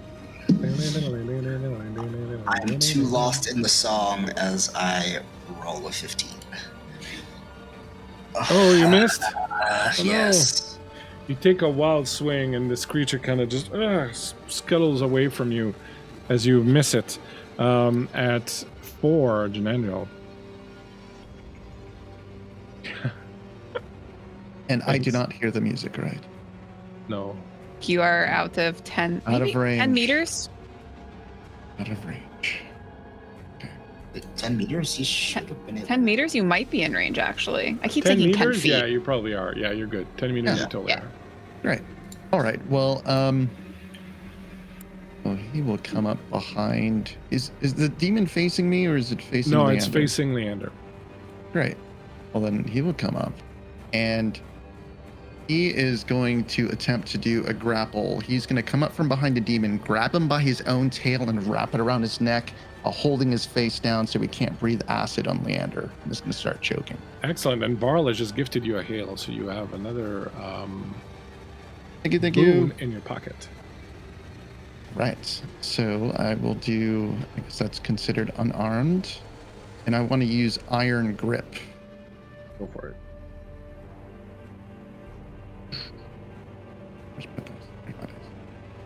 Yeah, we get kinky here. Ooh, close. Thank goodness for the boon. 11 out of 12. Excellent. So you grab this tail and you wrap it around its throat and you start squeezing it. I'm going to give you, what's your strength bonus? Strength bonus for damage is 4. Does the Iron Grip do damage on its own, or what does it do? It just allows me to give a boon to Brawling Roll when they're trying to break free. They have to. Excellent. They would have to, I guess. Go So against grabbing mine. and restraining him. We'll see what that does for you in a moment. At 5, they get to go. So the one in front of Rob, it looks at you. It's bleeding out. It's almost dead. It takes its black runic sword and plants it in the ground and breathes on it. And you see the runes inside start to activate and flames start to lick out of them. And this fire starts to spread around them. And it's so hot, the stone at your feet is starting to melt. And it's spreading and it's spreading. The one in front of you is going to try to break your grip. Janander, so let's do a roll. I get a disadvantage, you said? Yes. The roll is 17, so it's not going to go anywhere. As it's like, kind of trying to get you to release it and kind of struggling with you. 6, Leander. Hi. The thing is being kind of restrained, so I'm going to say you hit automatically. You can just go ahead and roll your damage if you would like. But I don't want to spray my friend with acid blood. I've done too much today. I either want to assist in like moving this cat over to that cat over to the edge and hucking it off the side, or just like headbutting the shit out of it. I don't know what would be permitted in this. Don't they have wings? Don't they have Melon. wings? Oh, butts. Okay. Can I try and just lop a wing off? Because why not? sure. Right. I will say then that since it's kind of a called shot, you're not going to hit automatically, but you can do it with a boom. I can do it with a boon. Cool. That's cool. Sorry, Raven. Yes, acid blood. It's going to be rough. Ooh, that was a 3 on a 14. Excellent. You shear down one of its wings. Give me some damage. Okay. And I'm going to try and, duck out of the way while this You're doing happens. the backstab thing?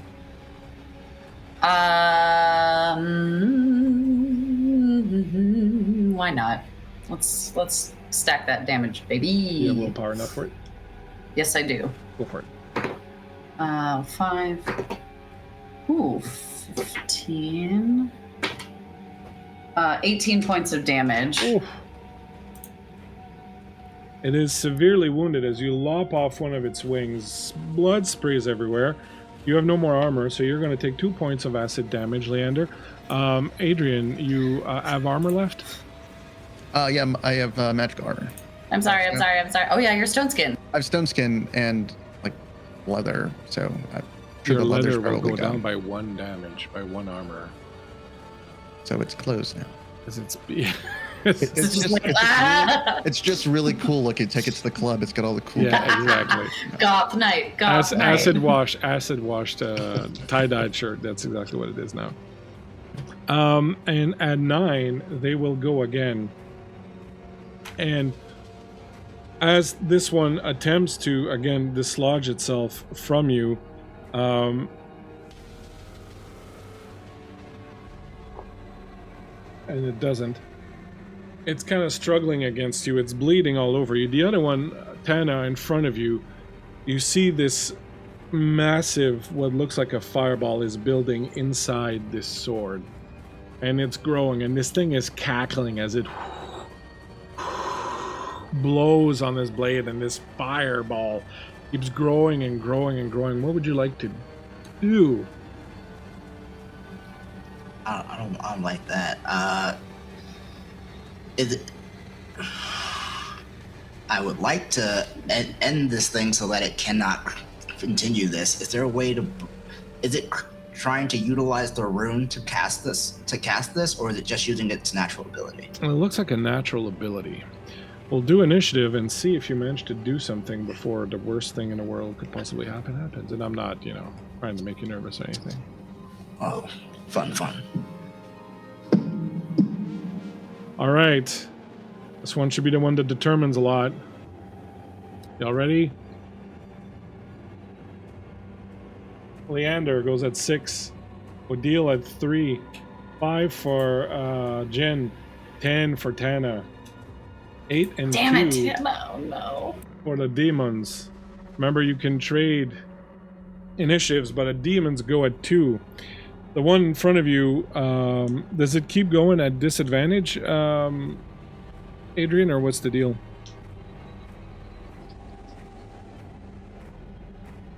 It's trying to break away. Whenever they're trying to break free and prevent the enemy from breaking free. Oh, you get an advantage against them. Yes. So Okay, so roll your strength. So if they're trying, then I'm So trying then to hold roll them on in your place. strength as it's trying to break free from you, and you get to roll with advantage.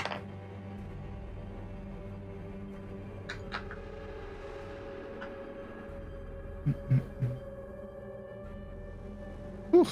11 out of 12. Right, I got a Barely holding 7 on 14, so he breaks free from you, pushing you back. You fall down on your buttocks. He looks at his buddy, sees what his buddy is doing, turns his sword around, plants it in the ground, and starts blowing on it also. At 3, Odile. Oh, sorry, the other one gets to go, right? I don't think so. See, I don't think he does. I think we're good. Crazy. I think we're good. I think he went to read a book. I think he's done. I think he's kind of He confused. blows on this thing, and Rob, you can see this ball of flame is starting to lift up in the air, following along the sword. It's going up almost kind of like a reverse New Year's Eve drop at, Madison, whatever, the New York Times Square. It's going up, it's going up, it's going up, and it looks like it's about to reach the top of the thing. I'm like, And that's at 2. At 3, Odile. What was Tana's initiative? At 10. 10. Do you want to switch with me? Shoot, yes. All yeah, right. I'm gonna switch then. Okay. Tana, you get to go at 3. Okay. So I really want to just hit this thing because this is not going to be good if it does whatever the hell it's trying to do. So I'm gonna that's the first thing. First things first, trying to hit. You still get the boon because it's in effect till my next turn. Okay, good. Thank you. All right, we're already good. That's a 9, but I'm gonna use the rest of the boon. Cool. I like rolling doubles today. 9 under 12, so we hit. Give me some damage. It only has 4 points left, which you're probably going to do. Describe to me how you kill this thing. Oh, very much so.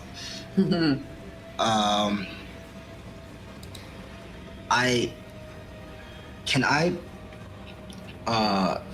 cut it? I would like to put my shield in front of me and just yell enough, bash it and slice it in half as I push the top half holding the sword off of the cliff. You bash it, the top half holding the sword flies up, and we'll see what happens in a moment as it goes up, and their next action is Oh an 8. no. At 5, Jinandriel, the one in front of you is doing the same thing. It's blowing on his sword, and this ball of fire is starting to form. Okay. Well, so he's no longer paying attention to me. No. Okay. Well, then Jin will stand up. He will very swiftly get up and will do Power Kip up. Fist and to the back of his head. Just like literally going to try to put my fist completely through the skull. And go for it. You get advantage. Please. 11. All right, that's a hit. Give me some damage. Damage. Here it comes.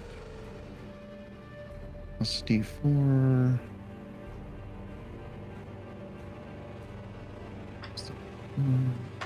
Rob, you took 1 point of acid damage, by the way, for slicing it. No. That'll be 10 points of damage. Describe to me what it looks like as you finish this thing before it gets to build that ball of flame.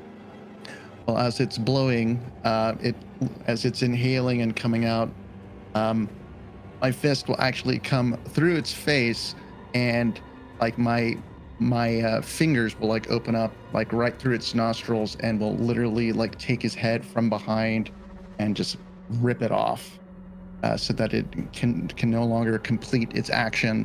And it's kind of like a bludgeoning decapitation, just literally hitting it in the back so hard that it literally comes off the spine and then rolls into the ground. It does so, the sword falls in there, it clatters to the ground, and you all look as the one that Hannah sent flying up. The ball of fire explodes into this rain of fire, this molten fire falls down, and as this the sword and the top half of the demon go flying over the edge of the parapet, these balls of molten fire drop down onto the city below. You see steam start to rise. You hear people screaming as this rain of fire settles down onto the city just below. The demons are dead. What would you like to do? Dad? You rush inside to your father's side. Your father lies there, steaming, burnt, still alive, but highly damaged. As he reaches for you, my boy. Dad, are you okay? Little singed. Let's get you some. Can I do anything to help? Can I help? Oh. We may need healing help from the House of the Wheel. Help. My dad's on fire. Help. He's no longer on fire, but he's burned like... Yeah, it's Leander's description of it. Yeah. Rush in. You rush in. You see him there. He looks like he's alive. Like he doesn't look like he's, on the verge of death or anything, but he's definitely very, very hurt. Can you guys help me get him someplace? I'm pretty banged up. I need help. What the fuck was that? Does anybody have healing? Did we make a party with no healers? I think we did. Awesome. It's okay. There is a group called the House of the Wheel in town, and they have healers. So as you start bundling up your dad to try and bring him down, and to bring yourselves down over to the guild, your dad Leander's like, Leander, yeah, you must take this. It may contain answers, and he hands you his little journal, and you can see that it's mostly cinders now. It's like all burnt up, and there's like little bits of paper kind of just falling out of it.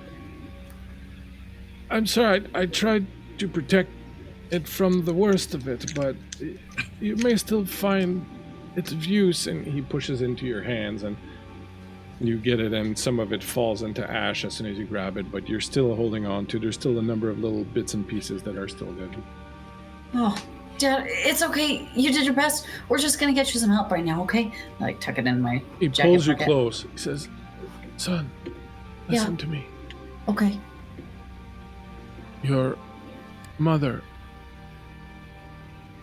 Saraxa, she is your mother. What? Pardon? Excuse me? I do not believe she would murder someone, but she may know more about this. I'm sorry I never told you. But you will find out now. You will know everything. I'm sorry, son. And he pulls you close and gives you a little peck on the cheek.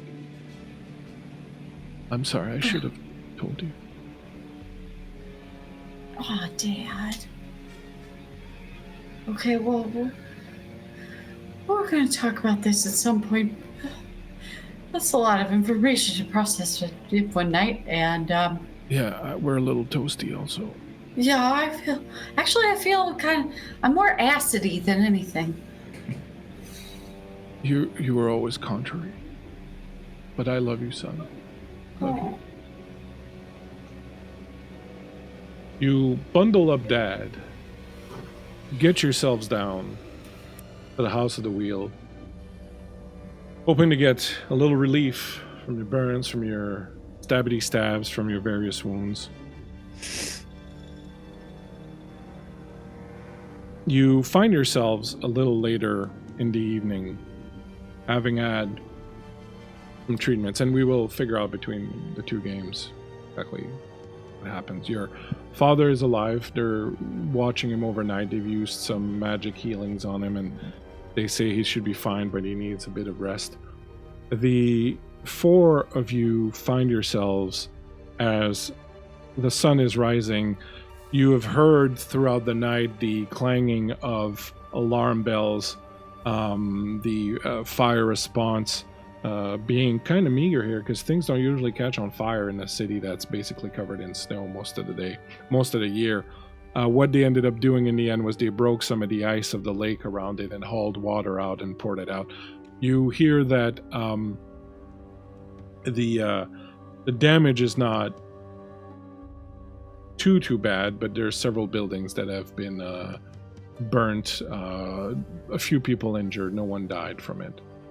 However, it just kind of something that's not usually seen in this town, and the heat from the fire made some of the ice around it melt, and some of the houses kind of sank in or collapsed a little bit. So there's a little bit of damage to the city, but nothing too drastic, and no deaths came from it. And as the four of you sit in the sort of main waiting hall of the Guild of the Wheel, the House of the Wheel, as people around you are bringing in some of the injured and sort of taking care of it, you find yourselves for the first time all together. What do you do? So, Yep. Mom is a demon? I guess so. You have horns, so Yeah, I always wondered about that.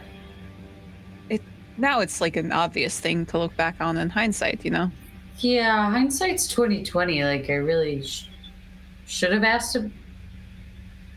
I don't know. Dad just said it was just kind of my special thing. So, I mean, it is a very special thing. Yeah.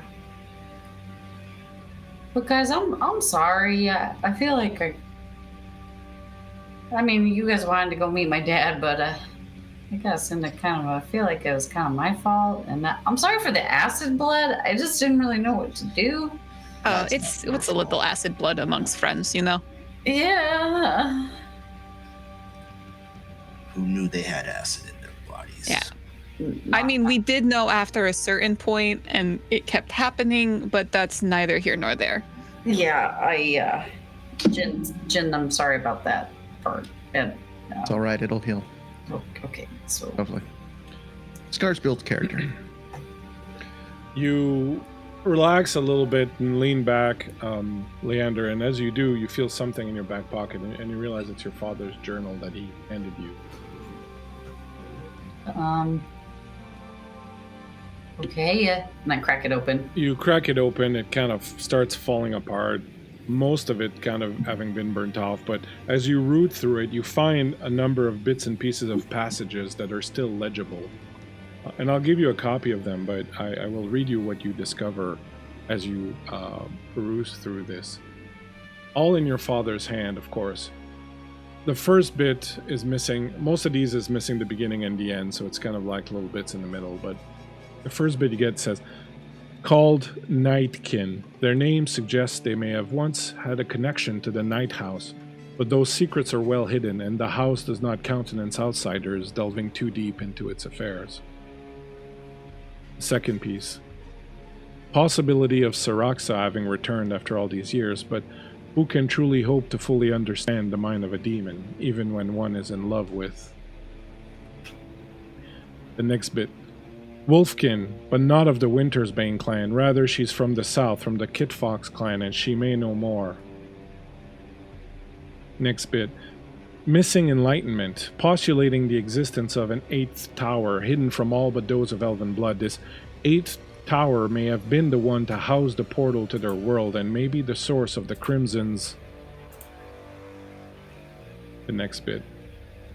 Warned to go no further and seek no further answers to these mysteries.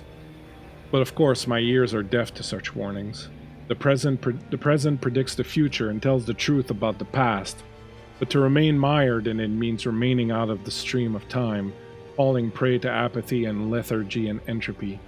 We must learn from the past to move into the future. I fear no living creature, demon or otherwise, and this knowledge is key to... And the final bit. I will not give up, even if it kills me. Well, Dad, I almost did today. So,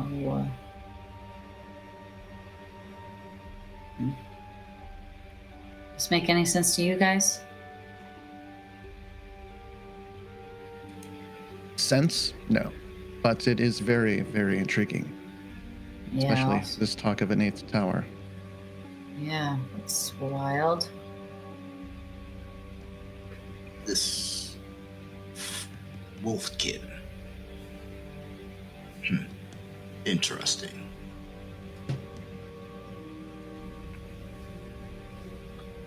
I think I ran into, one came into my shop. And that looked like that? With like a fox skin?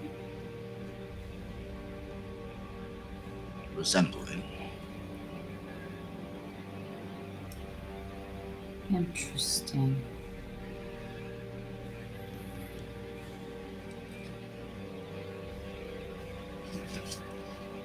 Um,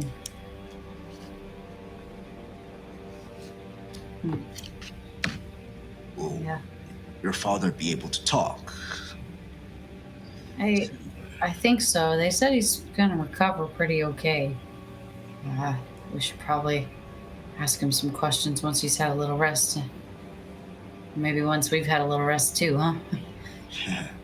And like a little acid comes up. That's A little hairball mixed with acid. Hairball. Sorry. Oh, sorry. Odile gives you a little pat on the back. Better out than in. Yeah. Sticky. Oh. Bleakseason, you're muted. As a lot of you, Yeah. thank you. As a lot of you contemplate all of this, contemplate all the different trails that have been laid at your feet, contemplate all the different avenues you might go about investigating things, the notion of the missing enlightenment perhaps of some particular interest to Jin, the notion of Saraxa the demon perhaps of some particular interest to Odile, the notion of all this knowledge, these runes, perhaps of interest to Tana, and the knowledge of the missing mother, perhaps of interest to Leander. We will end here for tonight.